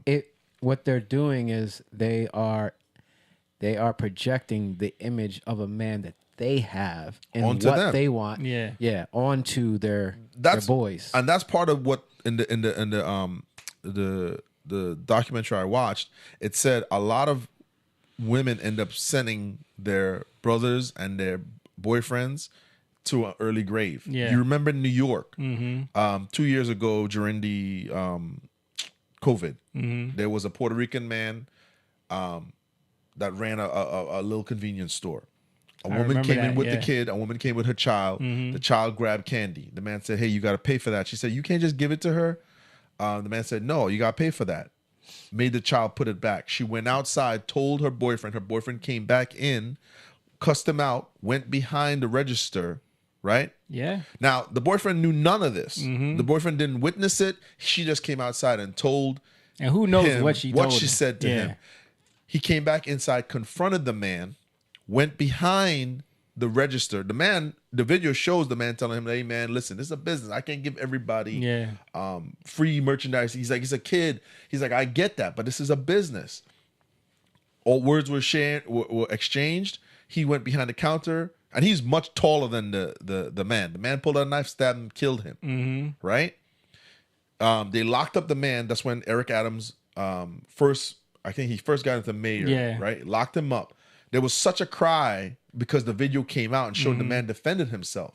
But what I'm saying is this: the emotion, the lack of understanding and maturity of the woman sent that man to his grave. Because all she wants is revenge. But and you're the pit bull for her. Like That's you you're was the pit talking bull. about pit bulls. You're the pit bull again, for her in the moment. What stops that? It's men. Men give their power over to women. Yes. And they do it through because women are raising men and putting them in these positions of you're not a man. Yeah. So they're You got to prove to me you're a they're man. twisting the image of a man, and they're giving them this false image and then telling them you're not living up to it. Right. And in order to live up to it, you have to do these things. Then Yeah. they have to go out and prove themselves, right? Yep. So it's just this. It nobody wins. Yeah. Nobody's winning, and you just get broken families, broken communities. But when you work through things, you say, "Hold up, you're trying to get him to give him free candy? No. Yeah. Why would you be doing it? And why don't you have money to pay for it then? When you have men that are strong, Yeah. you stop it right there. Yeah. Right. But when you have weak men, you have.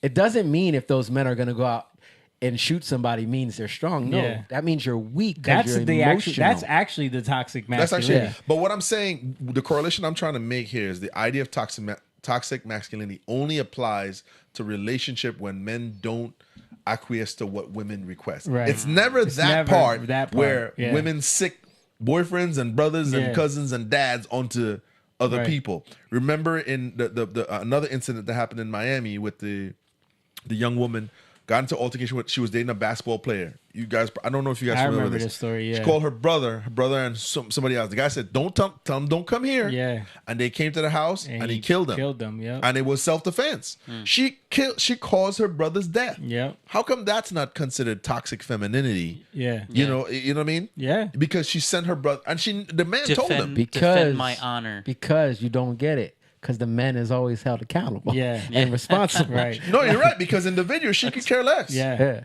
The man is always the one. She's putting responsibility on the man. It's always about you I'm gonna got tell to my put brother. responsibility on That's the what man. she said. She's on video Yep. saying that. And now the brother feels like he has responsibility to go and handle his business, but the business was put on him by the woman who has a bad image of a man. Right? So you just have this bad understanding. But this is why we need Jesus, the image. Yeah. Right? He is the image. He gives us back our image of who we are. And I think this goes great into what we're going to talk about. Yeah. With Philip Anthony Mitchell and the whole thing. Well, before we get into that, though, I got to play, because along the lines of this, there was something that went viral today with Uncle Shannon Sharp. And I just wanted to show this because this goes along with toxic masculinity and men, the type of male behavior that we don't hold accountable all the time, which is this, lay and slay. Just laying and slaying and seeking out all the women, because this is the opposite of that. And people are talking about the fact that, because he's getting called out for the fact that he's 50-some years old and this is a 20-year-old girl. So let's play him apologizing for what came out, because this girl is suing him now. And mind you, she's an OnlyFans model.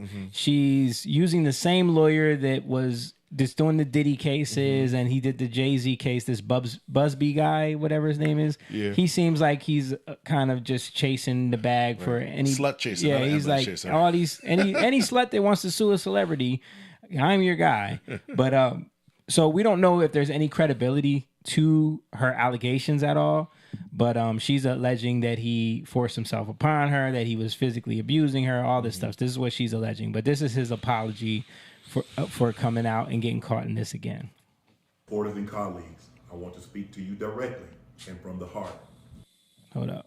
Start it over. To my family, friends, supporters, and colleagues, I want to speak to you directly and from the heart. This is a shakedown. I'm going to be open, transparent, and defend myself because this isn't right. This is all being orchestrated by Tony Busby, who has targeted Jay-Z. Tony Busby targets black men, and I believe he's going to release a 30-second clip of a sex tape that tries to make me look guilty and play into every stereotype you could possibly imagine. That video should actually be 10 minutes or so. Hey Tony, instead of releasing your edit, put the whole video out. I don't have it, or I would myself. You know what happened, and you're trying to manipulate the media. The encounter in question took place during the day at her invitation, and now that appears to be a deliberate setup, coordinated by Gabby, also known as Carly on OnlyFans. Gabby and Tony Busby want $50 million. What they're getting is sued for defamation and trying to take me down. My career is all about real talk and honesty. I know my family and fans know exactly what this is about. And I'm going to be out there telling you whatever I need to say, just like I always do. I love all you guys. So we know that Shannon Sharp already went viral once for with Michelle. That leak. Who's Michelle? Remember, he was on video. No. This moment's chill. This moment's chill. Oh yeah, that's what that was. I didn't remember. IG Live. Yeah. He got the audio on IG Live of him with another woman. But my the point I want to make to this is, you only end up in these type of situations when you live this lifestyle. Sure. When you're mixing yourself up with these type of women, when you're chasing these type of women, when you lie down with dogs, you get fleas. You come up with fleas, yeah. Like that's the old saying. With that, we feel no sympathy for, and the reason we're playing that is because yes, there is definitely men who have fallen short. Yeah.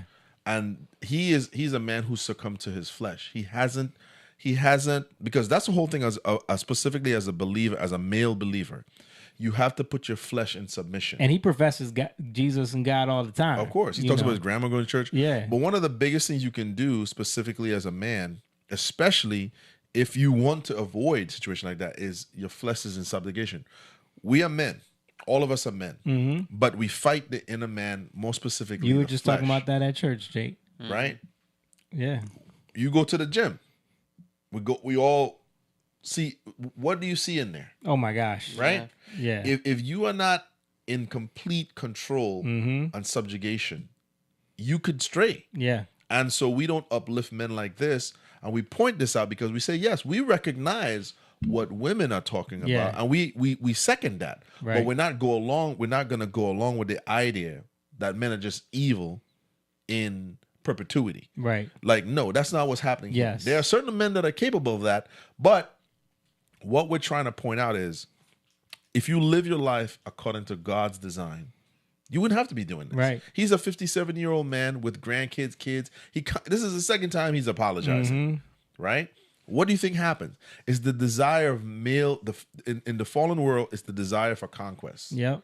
That's what it is. Do you think he has anything in common with this young lady? No, he doesn't. He saw an opportunity. So a young white woman. And he loves some white women. He boy. does. He definitely does. And check this out. I don't know if you read the text. She was the one engaging him. Yeah, of course. I mean, you know, of course. He didn't say that there, but she's Right. sending him some very explicit stuff. You know what I mean? She's an OnlyFans model. Right. And she's trying to get a come up. Right. And this is where men fall But he apart. falls for it.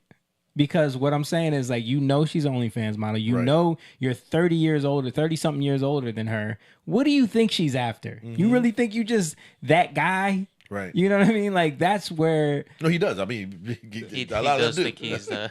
But that's Uncle, the he problem. calls himself Uncle Shay Shay. But that's what I'm saying. That's the problem, is that you, just like Tracy Ellis wants to feel like she still got it because she can get these younger guys, Right. he wants to feel the same way. Right. Yeah. You know? This is something I read at church. James 14. James 1:14, sorry. It says, but each person is tempted when he is lured and enticed by his own desires. Yeah. Right? So when you're tempted and when you're lured, when you're enticed, that desire was in you, right? That was there already. Right. You can't be tempted if it's not in you. Yeah. And it's because of what you accept in your life, what you're open to, right? Yeah. If that door is closed, Yeah. can't nobody come in. What, They can didn't knock. Tracy say she likes the openness of young men. But they can knock, right? Yeah. But you don't have to let them in, right? Yeah. But then it says, then desire, when it has conceived, it gives birth to sin, and sin, when it fully is grown, it brings forth death. So Yeah. that's the end of it. Right.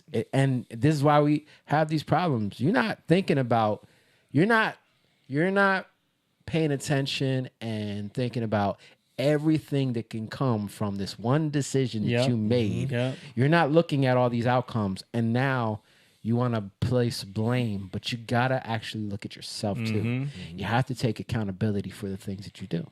Not saying that she deserves $50 million, but Not saying that she's But- right in doing that. Right. No, we're not saying any of that. But I will play this because this is what Tony Busby ended up leaking. TMZ played, and it's a audio clip of one of their phone calls. So I don't know how guilty this makes him seem, but I'll play this real quick. Anything I say, you're just gonna like get mad at, and you're just gonna hang up on me. So I feel like, I'm not gonna hang up on you. Here's what it is. what does that even mean? Nothing, Gabby. You want to be a dick to me now, so I don't want to be. Don't manipulate me. I don't know that mercy. If you say that one more time, I'm gonna choke the out of you when I see you. Wow. Thank you. Well, I don't want to be choked. Yes, you do. I don't think you have a choice in the matter. So that's the clip that they, and who knows? This could be taken well out of context. We don't know, but in the clip, it does sound like he just threatened to. I mean, people say stuff like that all the time. Right. It's not, doesn't mean they're actually going to do it. Right.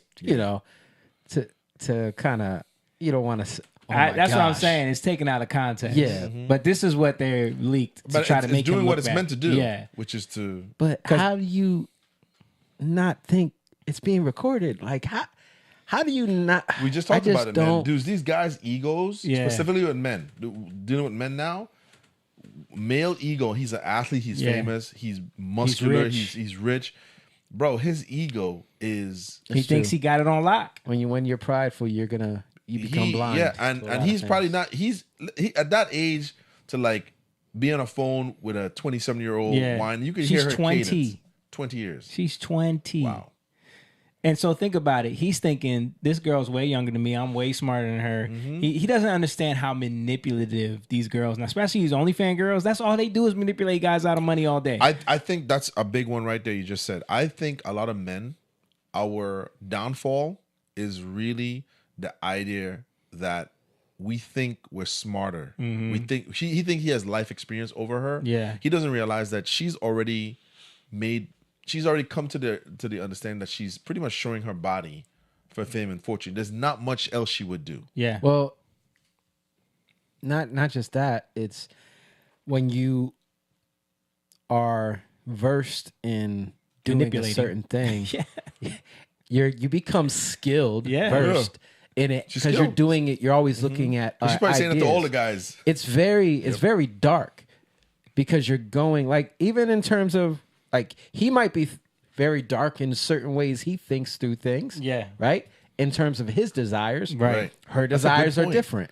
That's a good point. She's versed in manipulating men. Yes. But she's 20, so chronologically he don't think she has but she's probably been doing this. She does it on such a scale that he Such a can't scale. even. You know how OnlyFans girls work? Yeah. They have to be in communication with thousands of men. I know female friends that I've had throughout the years who told me flat out they have a roster. Yeah. And they just they know each guy's thing that makes him feel like the man. Right. And they stroke that. Yep. You know what I mean? And so I think that's what men, specifically older men with their whole sugar baby, sugar daddy thing, let's be honest, it's conquest, right? But It's conquest. That's the game, Right. right? And They so, just don't think the women are smart. right? Yeah, And yeah, that's what I was talking about earlier. That's the hunting thing, right? That's you trying to hunt for something, Yeah. but your heart is wicked. Mm-hmm. Because we're supposed to be fishers of men, right? We're supposed to be hunting, Mm-hmm. but out of love, when you do that, you become genuine. You're gonna be able to see through these things because Mm-hmm. you start to. The more you gotta trust in God, the more your mind changes. Mm-hmm. You have to renew your. Don't be conformed to the world, right? Yeah. But be transformed by the renewing of your mind. Yeah. That's a daily submission to God every day because you realize that when you go out and you're trying to do stuff, you realize it's not working. Yeah. You realize you're weak. So now you got to go back to Mm-hmm. God and submit yourself to Him so that He can cause you to become strong.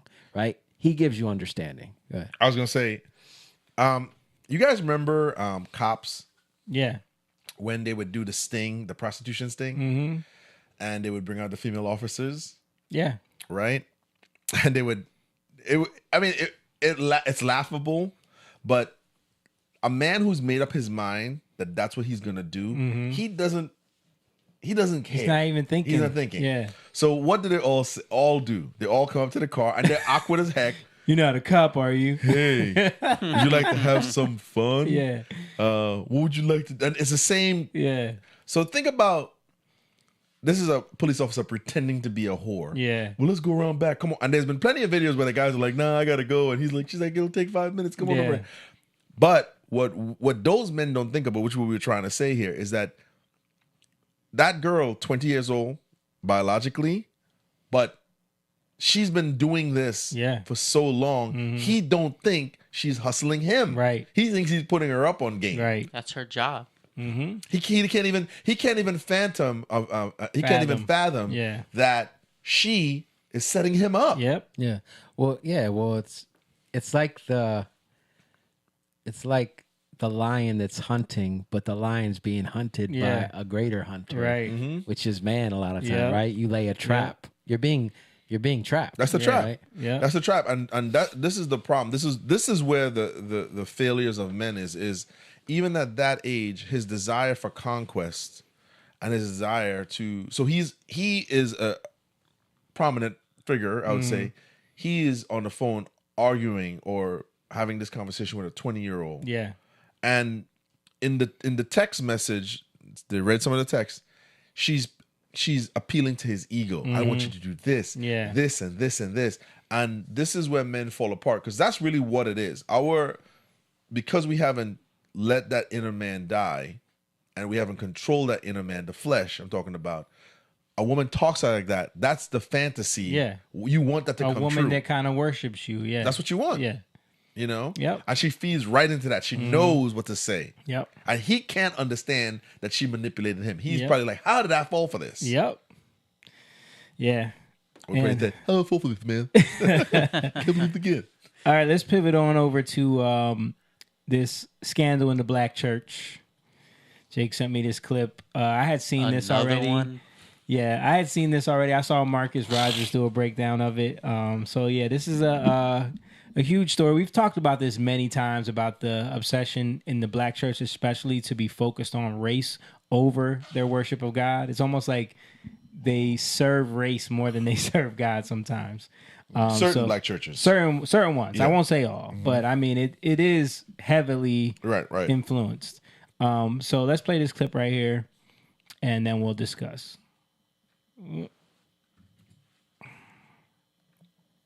Remember when I was 15 and I was walking down the avenue, Hollis. I'm walking down Hollis in Queens. And I remember an Italian officer, man. He drove by me in his car. He looked me in the eye. And I looked him in the eye. We made eye contact and I kept walking. He came around the block, jumped out the car, grabbed me by my neck, smashed me up against a brick wall, and he put his Glock to the back of my head. Watch. And then he said to me, watch, say something. No phones, no iPhones, no cameras, no recording. And his Glock is pressed up against my head. Say something.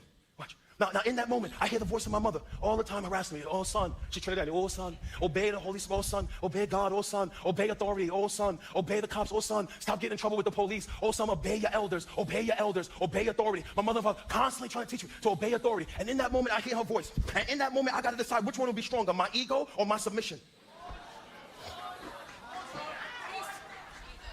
Right? I could flex in that moment and not obey the authority because my ego will be stronger than my logic.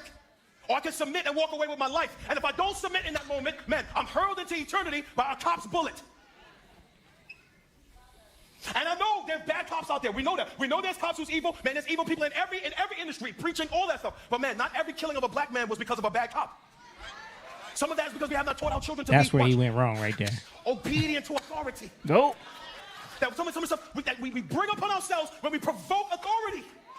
And what the Lord is teaching us in this moment is to be model citizens that obey the laws of the land even when they hurt. Listen, after Jesus is resurrected, we see the evidence of this in the teachings of his followers. Romans chapter 13 and verse 1, the Apostle Paul writes to a church he did not found. Let every person be subject to the governing authorities. Listen, be a model citizen. For there is no authority except from God. And those that exist have been instituted by God. Therefore, whoever resists the authorities resists what God has appointed. And those who resist will incur what? Judgment. For the rulers are not a terror to those who have good conduct, but to those who are bad. Would you have no fear for the one who's in authority? Then do what is good. Be a model Christian, and you will receive his approval. For he is God's servant for your good. But if you do what is wrong, you better be afraid. Prison is coming. Jail is coming. A bullet is coming. A ticket is coming. The IRS is coming. Be afraid, for he does not bear the sword in vain. For he is the servant of God, an avenger man who carries out God's wrath on the wrongdoer. Therefore, one must be in subjection. Don't have a spirit of rebellion, not only to avoid God's wrath, but also for the sake of conscience. For because of this, you also pay taxes to the authorities and ministers of God, attending to this very thing. Pay to all what you owe them. If you have debt, pay it. Stop trying to carry debt to your grave. Pay your taxes. Stop cheating on those documents. Pay taxes to whom taxes are owed. Revenue to whom revenue is owed. Respect to whom respect is owed. Honor to whom honor is owed. You know what the Lord is saying? You know what Paul is saying? Watch. Be a model citizen. He is establishing for us this truth, that you are citizens of a nation and citizens of heaven. And while we are citizens of a nation, I want you to be model citizens. Pay your taxes, obey authority. Don't have a rebellious spirit towards authority. Teach your children to be obedient towards authority. Man, 1 Peter, man, I'm just quoting the scriptures to you. 1 Peter chapter 2. We see this in the evidence of Peter. Verse 13, be subject to the Lord's sake for every human institution, whether it be the emperor as supreme or the governors as sent by him to punish those who do evil, to praise those who do good. For this is the will of God. By doing good, you should put to silence ignorance for foolish people. I'm quoting the Bible to you. Live as people who are free, not using your freedom as a cover-up for evil, but living as servants of God. Honor everyone. Love the brotherhood. Fear God. Honor the emperor. He says, be obedient to authority. Is there a time when you should not obey authority? Yes. I don't got time to read it. You can go read it for yourself. It's in Acts chapter 4. You can go read Acts chapter 4. Peter and John goes up to the temple. They pray to heal a man. The Pharisees see the man healed. They confer to themselves, what are we going to do? If everybody see this man healed, they're going to believe the preacher. They call Peter and John and says, listen, stop preaching in the name of Jesus. They say back to him, whether it's good for us to obey you or not, we don't know, but we cannot stop preaching in the name of Jesus. So when do we disobey authority? We disobey authority when the laws of the land, watch, cause us to disobey God. Give back to seed. So you don't have to play this one. Okay. 'Cause we'll just leave it there. It's too long. Yeah. That's That was more. The next one was more of the context around what he said, but we Okay. don't have to play that. Yeah. Because we kind of there's a lot of context there Yeah. to see. I mean, you basically get it. You get what he's trying to say. Yeah, what he's saying there. And nothing he's saying should be controversial. It shouldn't be at all. I mean, the idea that we as believers, as Christians, are told by Jesus to be model citizens. You know what I mean? To be the example. You know, like that should go without saying. Yeah. But I feel like we have a culture that likes to make excuses for bad behavior a lot of times.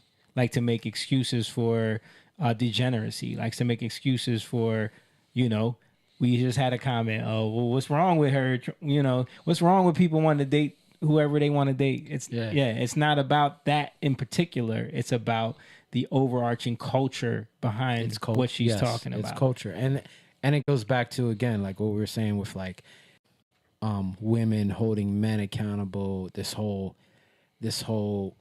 we have to be responsible for everything, but women aren't responsible for anything. Again, being subject to authority is like even being subject to your husband. Wives, be subject to your husbands. Yeah. Right? It's the same thing. Why? Because there's something that's being established. Yeah. Right. So when we're subject to authorities, we're subject to what has been established so that we can live within what's being established. It's just basic. It's not. But when you look at it as like, you're not going to rule over me. It's kind of like, you know, it's interesting how everybody wants to call themselves a king, but you're a king of nothing. If you have not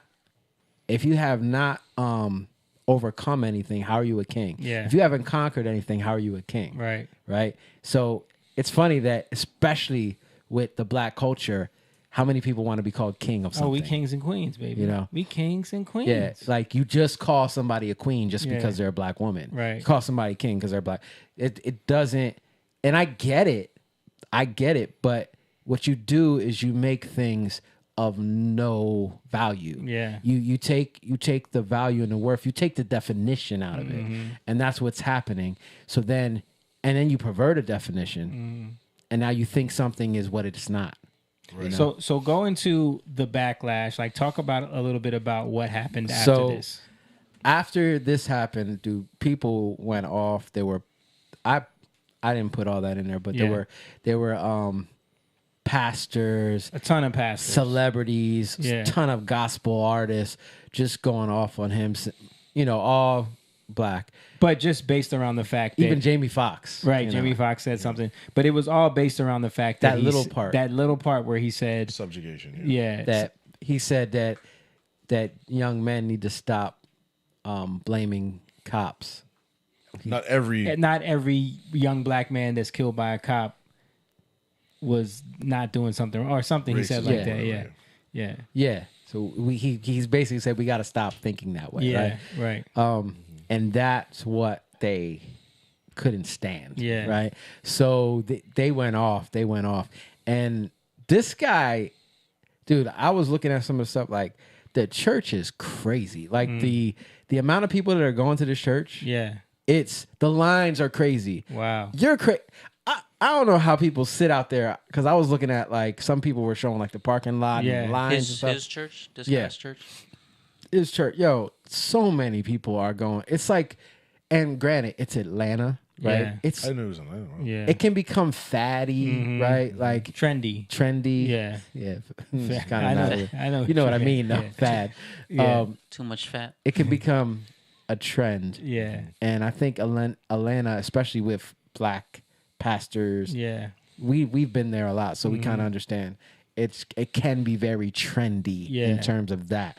So that doesn't mean that everybody who's coming there is genuine. Yeah. They might just be seeing what's the new thing, just Yeah. like in Atlanta, even too with the food thing. That's a Yeah. whole other thing too, right? Right. It can become very trendy there too. So, but I'm just saying it's a lot. Right, it's a lot going on for them. Just put it in context for which the church is 2819. It's called 2819 Church. So it can be a lot. It's blowing up right now, and he's blowing up because he's a pastor that kind of like he's strong, right? You see how he's preaching. Yeah. So I guess people are liking that. He's a little hood the way he talks and stuff. He I think dresses. he talked He about dressed. fraternities at one time too. Did he? If I'm not sure. What'd you say?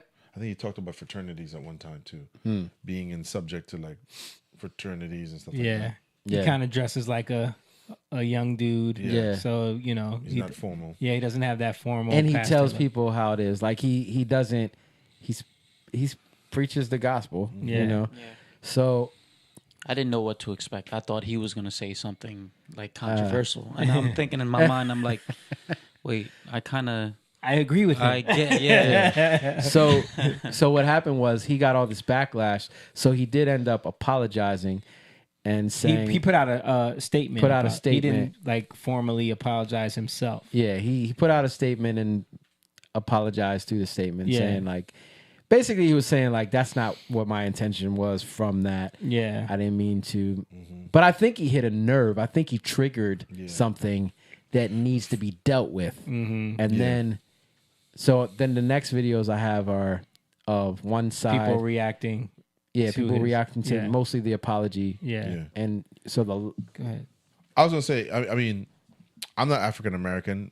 I'm black, but I'm not born here. And my parents and my ancestors didn't necessarily go through like him. The civil right. And I think the disconnect is this: coming from Caribbean culture, African culture, where those cultures are strictly very conservative, and not saying it's better, but because it's pushed that there's a sense of order, right? And part of that is because our society is smaller, we don't have the structure that you guys have, meaning like the police, the this and that. So it's wiser to raise your children in a certain sense to follow, because there's just not these facilities available. Yeah. But I think what a lot of African Americans and black people in America are struggling with is this, because we have to say there's a reason why there's a fear from the police. Yeah. There was a lot of corruption that happened, and there were a lot of ignorant cops that did that.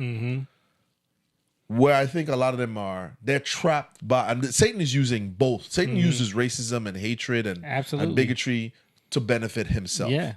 This Carmelo because he can Anthony use situation shows that. he can use white aggression and black fear, and then turn black fear into white aggression, and turn white aggression into white fear. None of us, no man can subjugate this being. Right. You know what I mean? So when you hear these topics being discussed, because he was born here, but he's of foreign parents, he remembers his parents saying "fall," and I did too. Yeah. Right. But in a count where a lot of African Americans are raised that the police are evil inherently, or order is inherently evil. Yeah. And that's because of what they were subjected to. The hard part is them not letting go of the years of trauma. Yeah. Where they're standing in on it, and you don't ever, and that is part of the subjugation. To me, I believe a satanic subjugation, where it traps you into believing that you have to fight against the powers that be forever. Yeah. So you can never never submit to this is an authority. eternal fight. Yeah. This is an eternal fight. I think the missed opportunity is saying, I understand the past and I understand those things that has happened, but we have moved on. I know it's hard to because I'm doing it now. I'm saying, oh, you should have said that. I'm not saying that per se, but I think their misunderstanding is him not understanding. And by him saying his mom is Trinidadian, he removed himself from their experience. Yeah. That's how they're looking at it. Right. You know what I mean? So he's trying to say, I'm different from y'all. And because I had good sense, or they taking it like that. They take offense to this. You know what I mean? I don't think because he grew up on the streets though. He was like, No, how they hear it, when I tell black people certain things, they tell me, but you're not black. Yeah. You're not. You're not. They want to remove African-American. me from and not just me, but any black person that's not from here. Once you start pointing out certain things like the glorification of thug culture, inner city culture, even attire. But he was from here. That's why. So it's a little different. he grew up in because New you York. weren't from here, but he was from here, and I know his But parents. what he aren't. said, what James is saying is even that message to him from his parents of like when he points out how his mom's voice was in his head. A lot of kids don't have that voice. Even us growing up, what was our dad's message to us about cops? About how they treat you? Yeah, Like, but but I don't think like.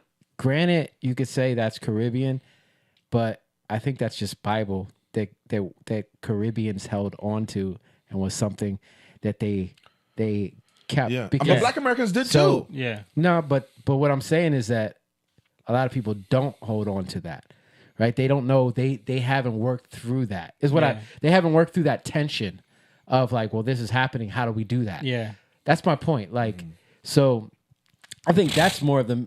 I think that we have to look at, because if we look at it like, oh, well, they're Caribbean. No, yeah, they're Caribbean. They come from a different place, which is why they see it differently, which is a good thing that we can take from. Right. We can receive and understand because they got a different perspective on it. But right? what his point is that they automatically go to, well, you don't understand. Exactly, and Right. that's where you miss everything, right? You miss that you can take from that. Yeah. And my thing is he was just telling a story. Yeah. Yeah. If you're reading into it, you're reading into it. He's telling a story. And this is the problem that we have is that we want to judge things instead of just listening to the story and listening to what he's saying. Because then we don't even get it. He's literally laying out a story and now he's got to walk everything back because he has to account for all these things that you account for. Yeah.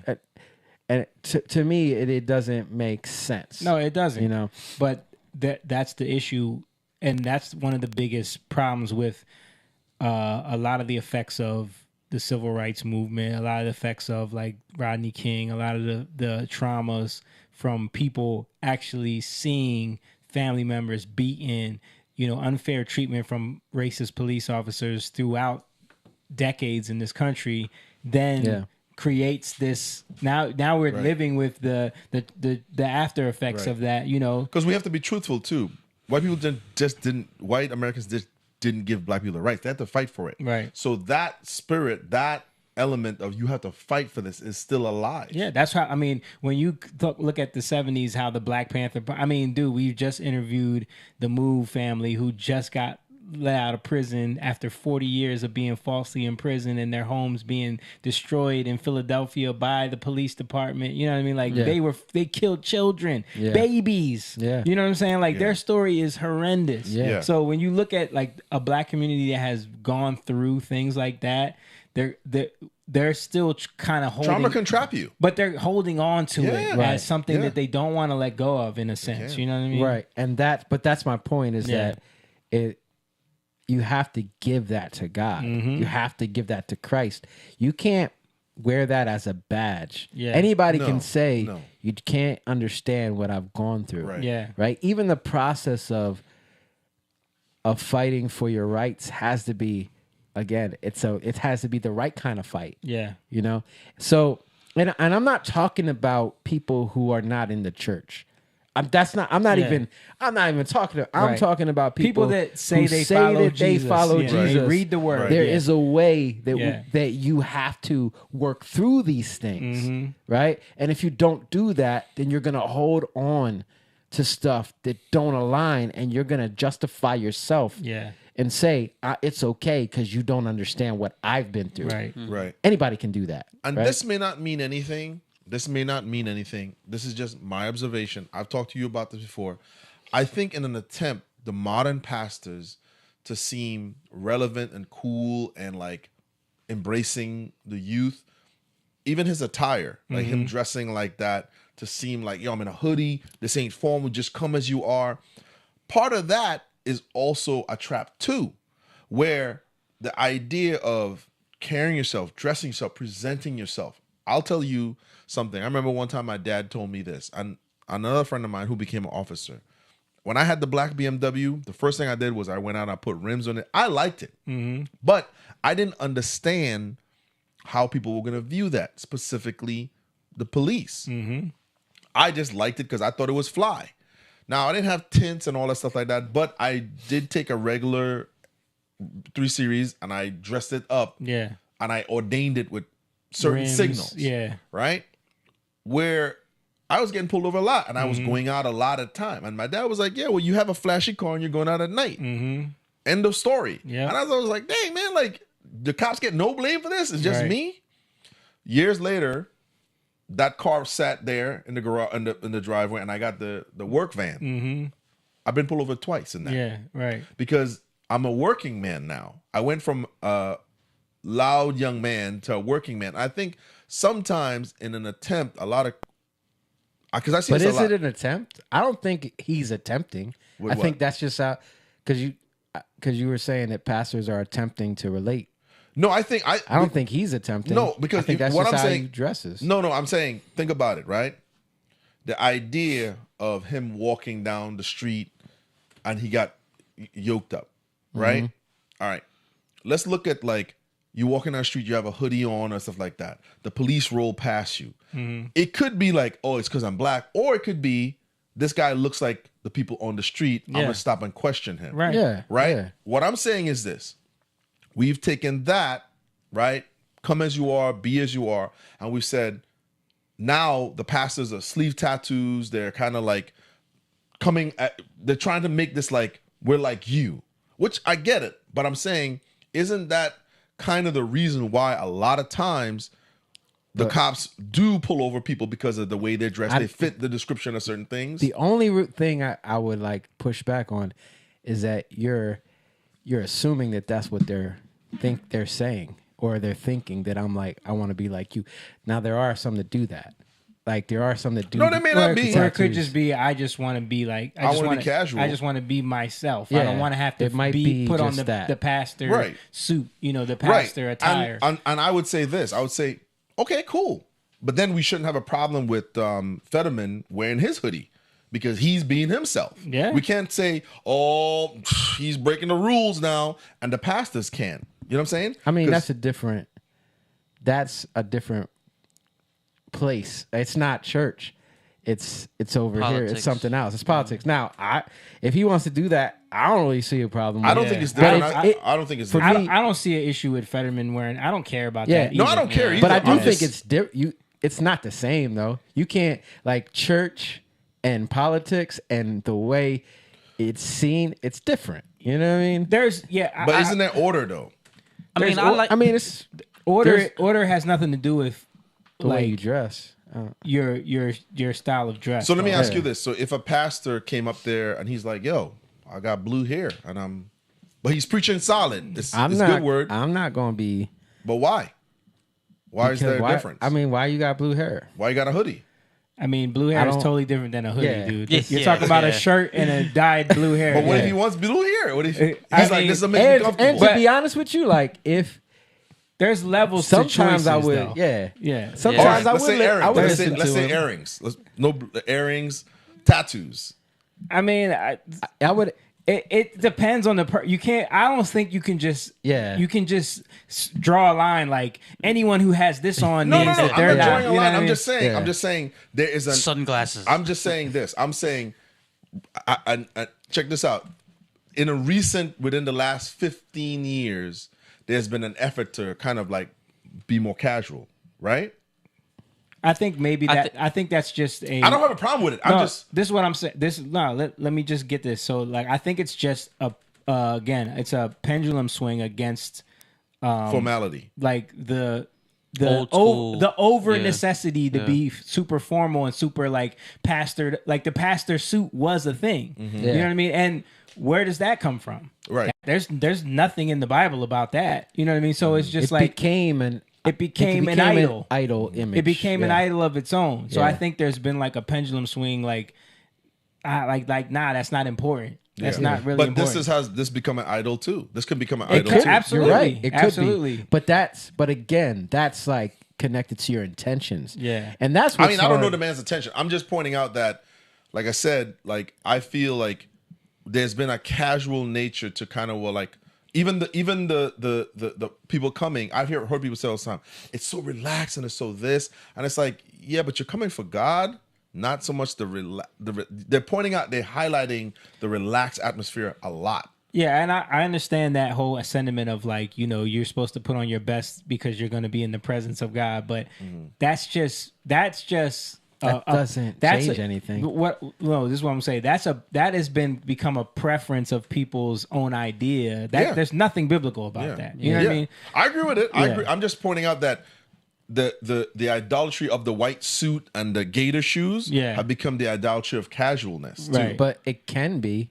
That doesn't mean it is. So I don't care if you wear a suit or wear, like, if you're doing it, then do it. It's not like there should be no law to wear a suit, not wear a suit. Yeah. But my thing is, like, if you're trying to be a young if it's hip an guy, idol and you're trying to do something, if you're Carl Lentz, yeah. You know what I mean? I thought a Hillsong. Yeah. That's very prevalent these days. Yeah. But the correlation I'm trying to make is this. This goes back to specifically young minority males. It is, let's be honest, wearing a suit is corny. Wearing a certain attire and looking more in a city is more acceptable, even for the suburban black dudes. Well, that's not true because, you know, they like the suits with the, you know, showing the ankles. That's cool. But that's recent. When I watch Pop the Balloon, they all be wearing suited up, man. The guys actually with the more hood gear get clowned, right, on like the dating shows now. There's a shift happening. I think especially in Atlanta. Yeah, it's people coming, you know, how they are, reaching, you know, the masses more. You know, churches and, you know, the uptight. Yeah. Right. I mean, it could be bad too, like we were talking about Carlins and the whole Hillsong thing. So maybe I'm explaining this wrong. The correlation I'm making is this: obey authority. We have to teach our children to obey authority. Yeah. Okay. You go to court and you're in your hoodie. Yeah. And you're wondering why you're getting, but you come in comfortable. Mm-hmm. But you wonder why that judge's like, you don't care. But you know what I mean? It depends what kind of court. Yeah, and also, nowadays, Right. nowadays that hoodie might get you a lighter sentence. No, but like Jake was saying, like a judge at court is different than church. You know what I mean? But no, I get that. I'm just saying that in the effort to be like, we gotta relate, we gotta like, you know what I'm saying? Like, we're not teaching them to leave certain things behind. But that's my point. You know? Like, you can't, like, I get there could be that, but you can't say that that's what it is. No, I don't know that's what it is. That's what I'm saying. So you can't, like, that's an assumption or a presumption, and you don't know people's hearts, so you can't say that that's, we need to relate. There might be people doing that, but not everybody's doing that. Some people are just like, I just like to dress like this. I don't think there's anything wrong with it. Yeah. You know what I mean? If you want to go to a job interview or a court date and you dress like that, you may not get the job. You may not get taken seriously in court. Yeah. And so there's different places, but if it's your church and that's what you're doing and you don't see anything wrong, I don't think there's anything wrong with that. But as long as it's not something where it's like, I'm doing this so that I can connect with inner city kids that like, and I think people see through that. I think like, not everybody, of course, but I think for the masses, like people get a sense of like, oh, this dude's trying too hard. We just talked about that with Democrats, why they're tanking right now, because they're not genuine. Yeah. You see the phoniness. Yeah. I think the genuineness is what people are looking for more than anything else. Like, if you can't dress, but you saying some stuff that's amazing, I want to know. I want to hear that. Yeah. You know, like if somebody has a suit on, but it looks horrible. This is cheap. No, I don't care about the suit. I'm just saying that there's been an effort. There's clearly been an effort to kind of like be a little more casual. You think so? Oh yeah. I mean, I see, but there's a lot. There's a lot of churches. I don't see that many. They talked about that in Hillsong. I don't know if y'all watched the documentary. They talked about that. That brings in. They want to draw in more of the youthful. So we're gonna dress this way. It's like a club. The whole feeling of. I do remember that. We're getting a little off from what we were talking about because I want to go back to the. You know what I mean? Like, I don't want to go too far about dressing. We done because I wanted to go into like what people were saying. Right. Let's get back on. I wanted to hear what people so had such a problem about. Again, so just to bring it back, so he made the statement. A lot of pastors, which is the main point, pastors were chastising him, and like Christian Christian YouTubers, elites. Yeah, I'll say Christian, in the black church. Somebody says the Christian Illuminati. I forget who was saying. That's Marcus Rogers. Marcus Rogers. Yeah. He had something bad to say. No, Marcus Rogers was saying the dude should have never apologized. Yeah. You know, he was saying that the Christian Illuminati came after him and he had to kiss the ring, basically. But and I was just saying that he's got so many people. I can understand why, because, you know, that's why I brought up the crowds. Like, he's got so many people coming there in Atlanta. And Atlanta is like the hub for black church right now. So, but don't you? So then you can become subservient to your members, then, right? Yeah, you can. You can be. You can then be subjected to whatever their whims are. Yeah, like, but and even in that, like, I don't know if maybe he felt like that was God. That's what God was telling him to do, is to just apologize for it and leave it at that. You know, I don't know. I'm not How did even he apologize though? He wrote a statement. Yeah. I'm not even faulting him for that, but it's just it's what people said about it. That's the thing I want to get to. Let's get into that. Here we go. Okay. Here we go. Here's what it proves. That the checks and balances that we are setting up in the body of Christ via the congregation talking, via podcasts like mine, holding these pastors accountable for what they say and for what they do, it proves it's working. It proves it's working. We have the right to say, no, I don't like that. No, he said that. No, that rubbed me the wrong way. We have that right, because that rubbed me the wrong way. Person the opportunity to reflect, and he has had the opportunity to reflect and say, "Hey, I've heard the noise. I've heard what people say. Man, I didn't say that." Oh, right. You're taking the pastor's words out of context. You didn't watch the full clip. Let me tell y'all something. A lot of us left the church, but we didn't leave God. Instantly, when he said what he said to downplay police brutality and systemic racism, our spirits rejected that. And do you want to know why? Because a lot of us are walking in a greater spiritual discernment. See, a lot of us came from that. And the way we got free was for doing what they discourage you to do. Read and use critical thinking skills. He said what he said, but he apologized, and as he should have, because he what was in the responsible and world? negligent in using a personal experience, even in that experience in an encounter. Modern church, right there. Not on his end, but on the end of the officer. Why is an officer who You call that casual? Hold on. That's considered. That's dressed hold up. on. This is not casual, bro. This is like that's probably. He got. It's a zipper. That's probably like what some Gucci or something. Just like CeeLo. Hold up. All right, I'll take it back. I'll take it back. Just add this. Use critical thinking skills. He said what he said, but he apologized, and as he should have, because he was irresponsible and negligent in using a personal experience, even in that experience in an encounter. It was wrong, not on his end, but on the end of the officer. Why is an officer who the thing is, this is what's irritating me. The officer was wrong even in how he handled him, and it should have been done differently. But because there was no accountability, this is what happens after black people live these experiences, and instead of going after the people they're supposed to go after, you internalize that trauma, and that anger, and that hate, and you go after the wrong people. Like it, lump it, how many lumps do you want? It was off. And I'm glad that he apologized. How's he going after the wrong? You know, whether it's sincere or not. Why is this dude so zesty? I don't really Atlanta, care about man. this. I just want us to understand. He's wearing a blouse. We have a problem. And it's not a Christian problem. It's not a sinner problem. Is he in the It's a church leadership with the problem. dude, Here in our that's country, the a bad gay police- pastor guy? Y'all keep saying what he said was in the word. Where? Nowhere from Genesis to Revelation. Nowhere from Genesis to Revelation. He literally does it say that we should. He literally gave so many he scriptures. literally gave scripture. But whatever. Do not hold white cops accountable for unaliving black children. Doesn't say it anywhere in Genesis to Revelation. Not in the word. That's something your pastor added. Whether you go in person or whether you're a digital disciple, that's something he added. It's not in the word of God. Secondly, you can't be preaching a sermon about or supporting a sermon about compliance to rules, laws, and authority and support. That's against the law. We don't live in a country where police officers get to unalive children because they're disrespectful. That's against the law. Nobody gets to take somebody's life. That's against the Bible. If you're going to talk about pride and ego, you tell the grown adult who has a badge, a gun, a salary to protect and serve, and de-escalation training, and who knows that the law and policy of every police department is never to take a life because of respect. You tell them to control their pride and ego. You preach at them. You don't preach at the unarmed children who shouldn't be getting unalive in a country where those are not the laws that say that's okay. In the Bible that says, thou shalt not unalive. Bro, ain't no way. Are we missing it? Like Yeah. we're missing the point, right? Yeah. Like at what They're they're all all missing saying. the point. They're getting caught up on. No, you should be preaching to the police. Wait a minute. This is the world. Yeah. This is not.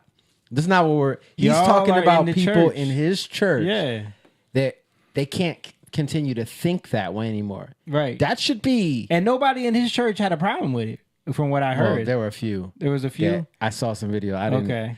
But yeah, what's the issue with saying you shouldn't be blaming them? You got to be able to deal with these things. You got to be able to submit to authority. Mhm. He's saying that the guy was wrong who did that to him. Duh. Yeah. We know he's wrong. Yeah. He said it in the story. What does that have to do Yeah. with what he's saying? That he submitted to authority despite he felt pride raise up in him. Didn't Jesus say, if someone hits you on the cheek, to give them your other cheek? Yeah. Like, what does that tell you right there? Yeah. Does that tell you that, no, you need to now hold them accountable for what they did to you? Like, you know? Yeah. But what he did all of that and preached that sermon, which was great. What's the point of apologizing? Because then he is under subjugation of their. I He, agree. he could have come back and said, I don't think he should I'm not apologize. apologizing for this because this is truth. I don't think he should apologize. I don't think he should have either. And you hear like the first guy, he's like, "See, this shows that it works. that we holding them accountable. Yeah, it works. Yeah, and then he got all up in the camera. Yeah, he got all up in the camera. But look at Mo's face. Mo's ready to go home. He's tired. Mo's sleepy. No, I'm actually not sleepy. No, Mo, Mo's stop like, sleeping, Mo. he's Stop got that sleeping. face like, really, dude. Yeah. Yeah. See, it works. We gotta tell them. I ain't like that. Yeah. That rubbed me the wrong That way. rubbed me the wrong way. Like, What does rubbing you the wrong way? Got to do with anything. Like, so anything a pastor says that rubs you the wrong way, you're gonna make a big fuss about now. And yeah, that's called I don't want to hear nothing that goes against anything that challenges me. Right. And that's where like you have to be able to talk about these things. Like you got to be able to work through these things. Yeah. Because they're triggered. Obviously it triggered the black church, right? Do we have a problem in black communities with black young boys being criminals? I would say we do. Certain ones, certain communities, yes. Black communities. Yeah, certain. I mean, ones. the number. Certain ones. I'm talking about like Chicago. Well, oh yeah, yeah. Baltimore. Yeah. The number is astronomical in terms of in a city. Yeah. Yeah. Sure. In terms of proportion, right? Right. And it's because of what? Lack of fathers in the home. Yeah. Lack of. I mean, it's cultural influence. Cultural lack of fathers is a big one. Yeah. Right. The feminist movement, feminism, political ideology, drugs, and we have to say yes, because of racist ideals and certain things that pushed those men out of the community. We have to address that too. Yeah. But we can't hold on to it because that is part of it too. Right. You know, it's, and failed government policies, welfare, all these programs. It's a plethora of reasons that have led to the situation that we're dealing and the with now. over promotion of inner city culture, hip hop, certain movies, because that tells you right there. We're listening to those are essentially the prophets. Glorification We're glorifying of gang culture, We're glorifying violence, that, and drugs. that's unfortunately upper middle class to middle class black people have a lot of blacks, black Americans, and other minority groups do fall into the temptation of street culture. A lot of them aren't from the streets, but the temptation to be like that. I just had a conversation with a guy I work with, and we were talking about picking the wrong people. And I was like, yeah, but a lot of that comes from what we consume, right? If we go back, right, we're talking about, earlier we were talking about Well, men. you're talking about picking the wrong people, like workers? in terms of, No. I'm talking about what you're attracted to. Okay. Like friends, dates. friends. Oh, and okay. date. So let's go back, because we could say yes, we do have a problem with the black community, but we never address who promotes this to us, and this comes from the studio executives. This comes from people who are making a decision and saying, "Hey, we're going to promote this a certain way." Even Bill Cosby said that when he said he was pitching the show. They didn't want him. They wanted him to be a garbage man. Yeah. Nobody would believe a black doctor. What the Good Times. They didn't want a father in that show. Right. Esther, the black woman, said, "No, I have to have a husband Yeah. to do this." But what I was saying is, we were talking about imagery. if you go back when in the 90s when these sitcoms started to come out, the Carlton Banks type was the cornball. Mm-hmm. The Will Smith type, the Jamie Foxx type, Braxton. Yeah. He's corny, he's proper, he's got a suit and tie. He's corny. What I'm trying to correlate here is this. We have taken that and said being in a suit and tie is stuffy, corny Carlton Banks. Coming dressed to death in your fits, that's what's cool. Yeah. And we've glorified that too. But someone told us this was cool. Will took his jacket, flipped it outside. That's rebellion. I'm saying right. The setup is be prepared to rebel. Yeah. Do not go. He walked around like that in the school. He took his jacket, flipped it outside. But that came from, it's not like that it's not like it got on the show because they were just trying to make a show, and prop up ignorance. They were doing it because it was representing the culture. It was growing in. Right. They were saying we want to show that represents reality in our culture. Right. You know what I mean? But look what it led to though. Right. Because we embraced it. That was produced by Quincy Jones. Yeah. And that's because No, I'm saying the people who gave us certain things, whether black, white, whatever they are, they gave us that for a reason. Money. That's really what it is. Yeah. Because they knew they could sell it. But you know what I mean? but think about it from this way. Once you start saying, it's like the reason why a lot of younger men, specifically minority men, gravitate towards the Brittany Renner types. Because if this was 1999, it would be XL magazine or Smooth magazine or King or BT Uncut. It's the same thing. It's just been marketed as that way. Right. Yeah, And but so I don't think you can, that's my only thing with the world's going to do what the world's going to do. And the only way you can fight back is by going to God and creating something that is counter to it, but it can't be I'm trying to do it. It has to be, all right, God, what do you want me to do? What are we doing? You have to partner with him. And because the world's gonna be doing this stuff. The world's gonna be looking for what sells. Yeah. That's bottom line. Sex sells, cool. We're gonna do this. Right. This is what they want, cool. That's the market. Right. And I think once they got a hold of that in music, when they saw like what NWA was doing numbers wise, that's when you had a Leor Cohen say like, "Don't bring me no more conscious rap. I only want gangster rap," because they said, "Oh, this is where the market's going." that's where the market is. Yeah. And think about it, we were all young and rebellious and didn't want to do.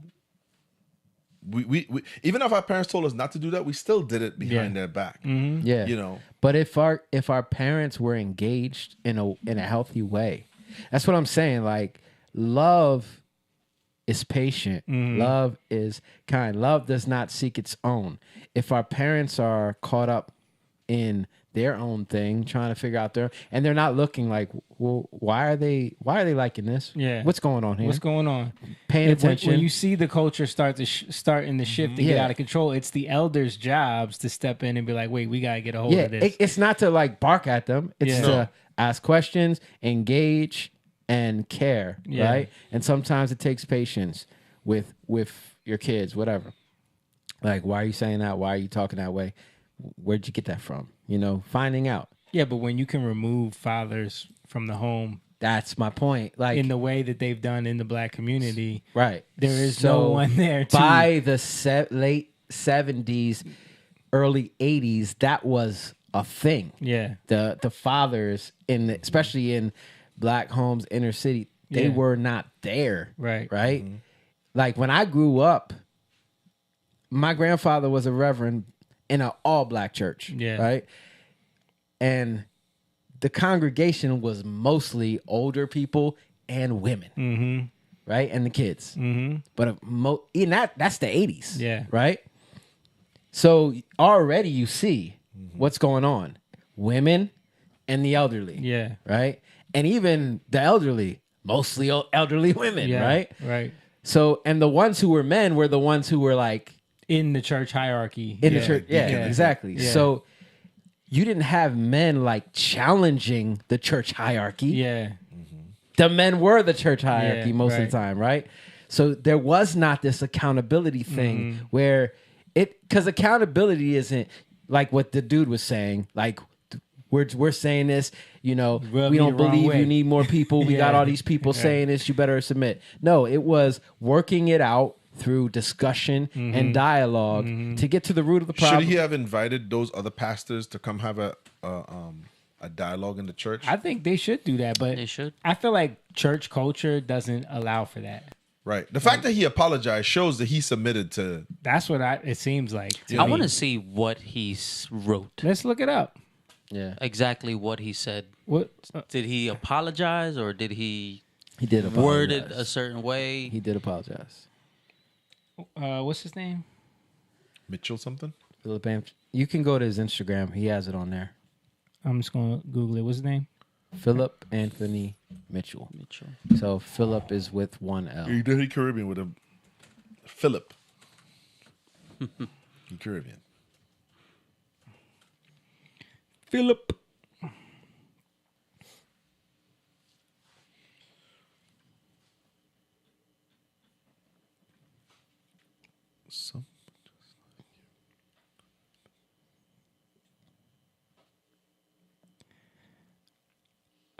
Okay, I got it here.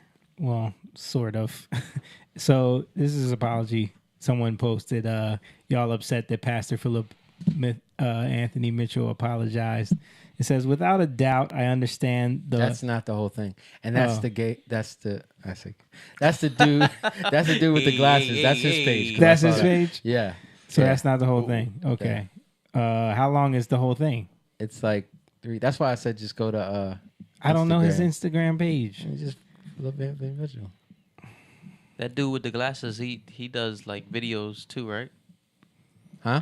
He's a pastor, and he does like videos. I think I've seen some of his stuff. I think he said that he struggled with that. Struggle with what? Homosexuality. That guy? No, dude. It was not that guy. No. The glasses man? I don't think he's struggling. I think he's still in it in that life. Oh. Yeah. That guy who, He's still in it? I think. The way he was talking, I saw a couple of his videos. It's no mystery right there. I think we spot him. I thought I saw a video with him saying that I might be wrong. Yeah. Saying that he struggles with that. It is Atlanta. He's just like CeeLo.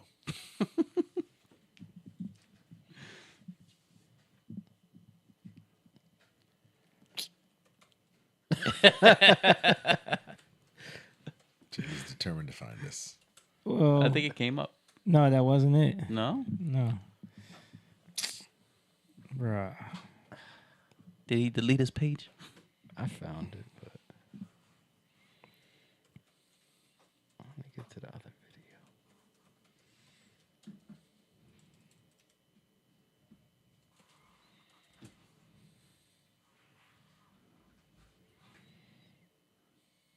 Yeah, I don't see it, dude. I don't see no. Wait, here it is. It says statement. It should say statement. Statement. It's white and then black words. White and black words. I mean, there's so many people commenting on it that a lot of it is not. Yeah, I don't see it. I'm not gonna. Yeah, I didn't really want to read it. It's kind of long. So it's long.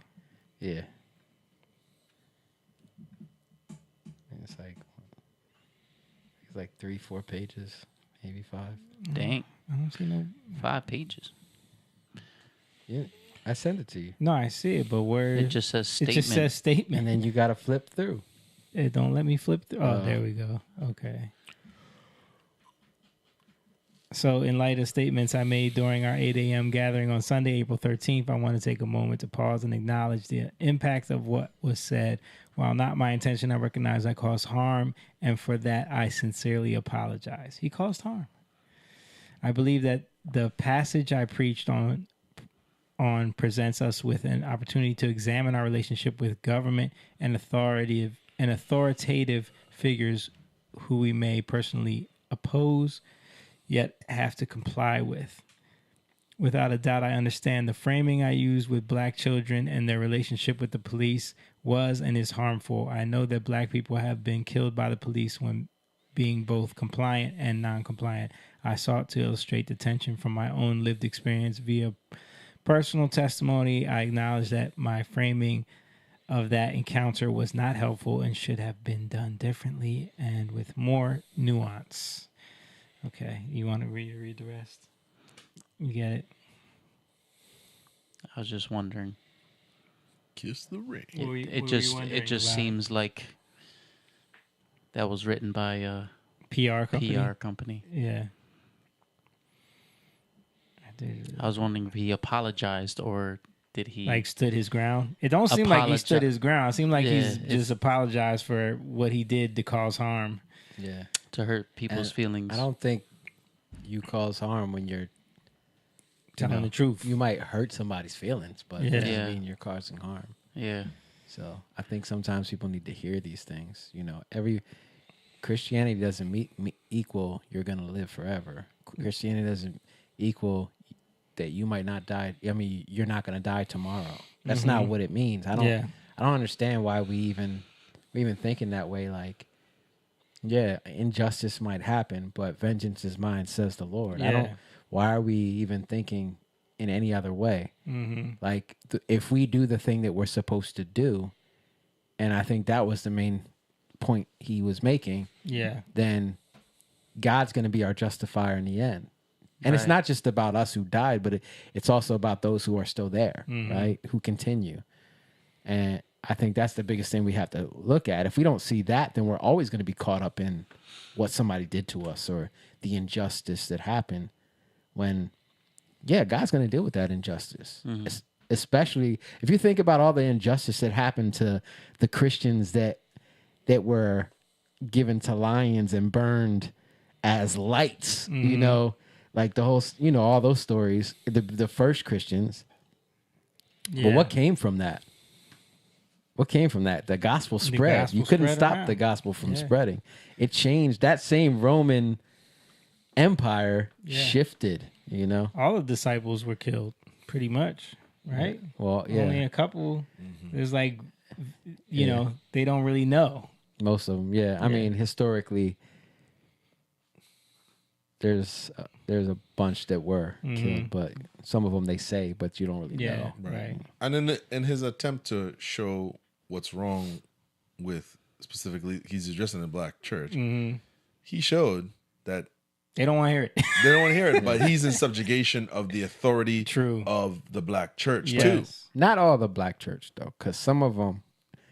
Okay, you want me to play this? Yeah, because some of them were talking. But I agree with you. Like him apologizing and even in that manner shows that there is an authority above him that he had capitulated to. Yeah.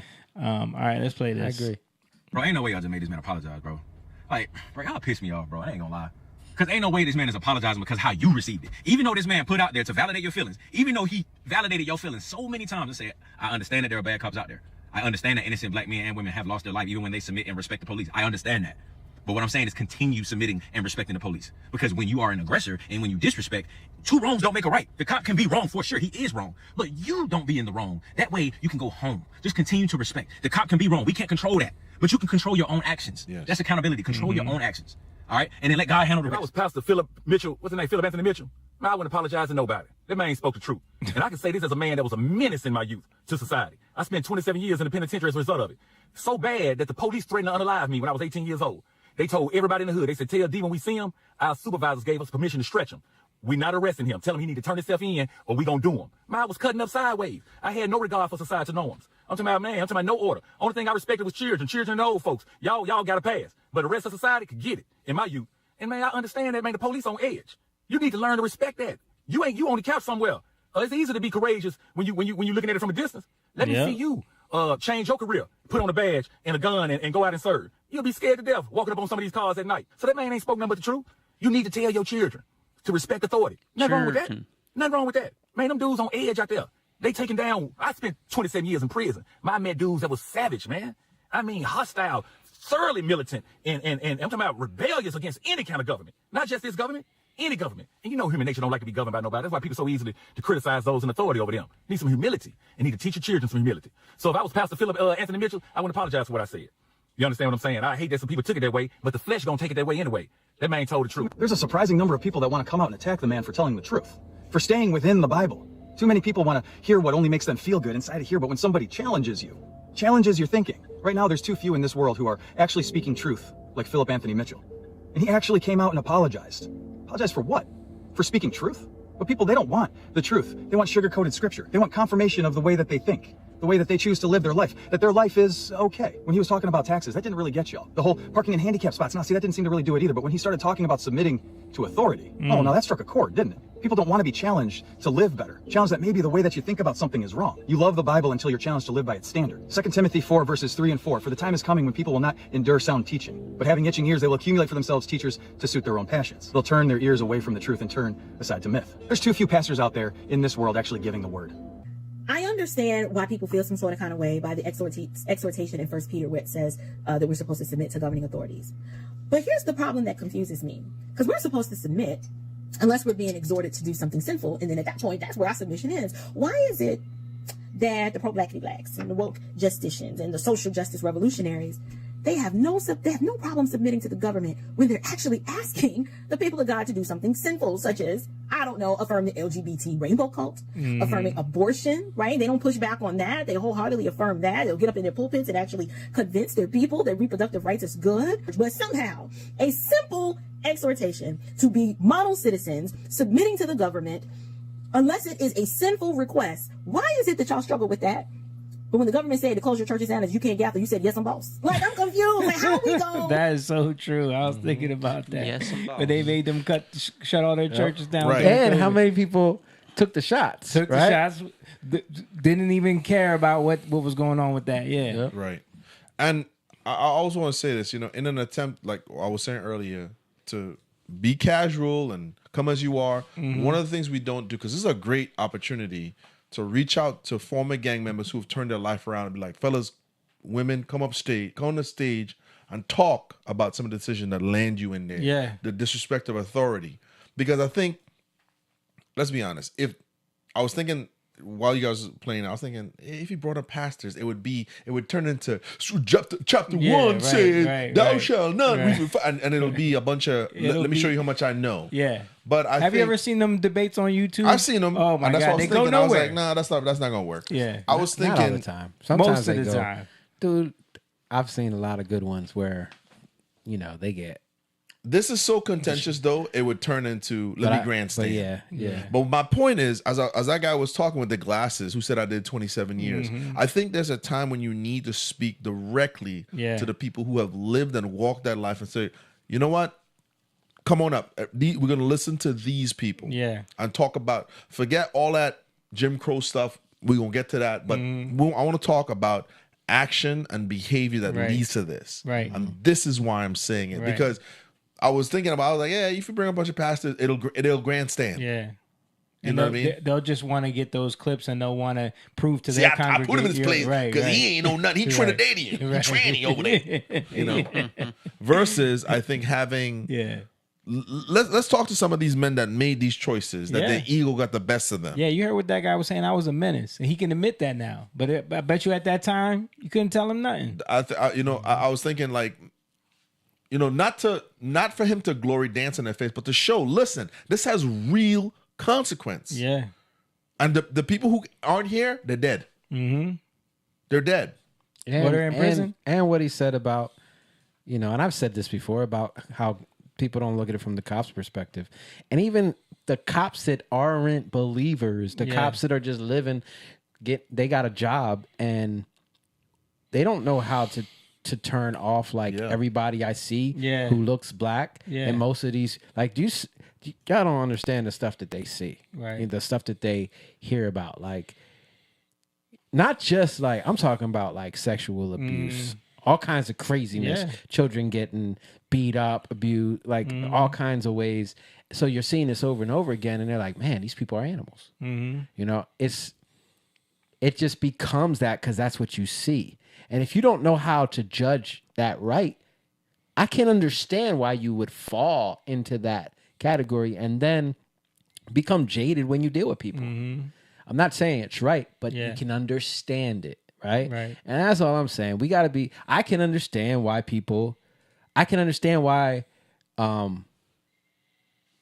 we have an issue in Black culture now, right?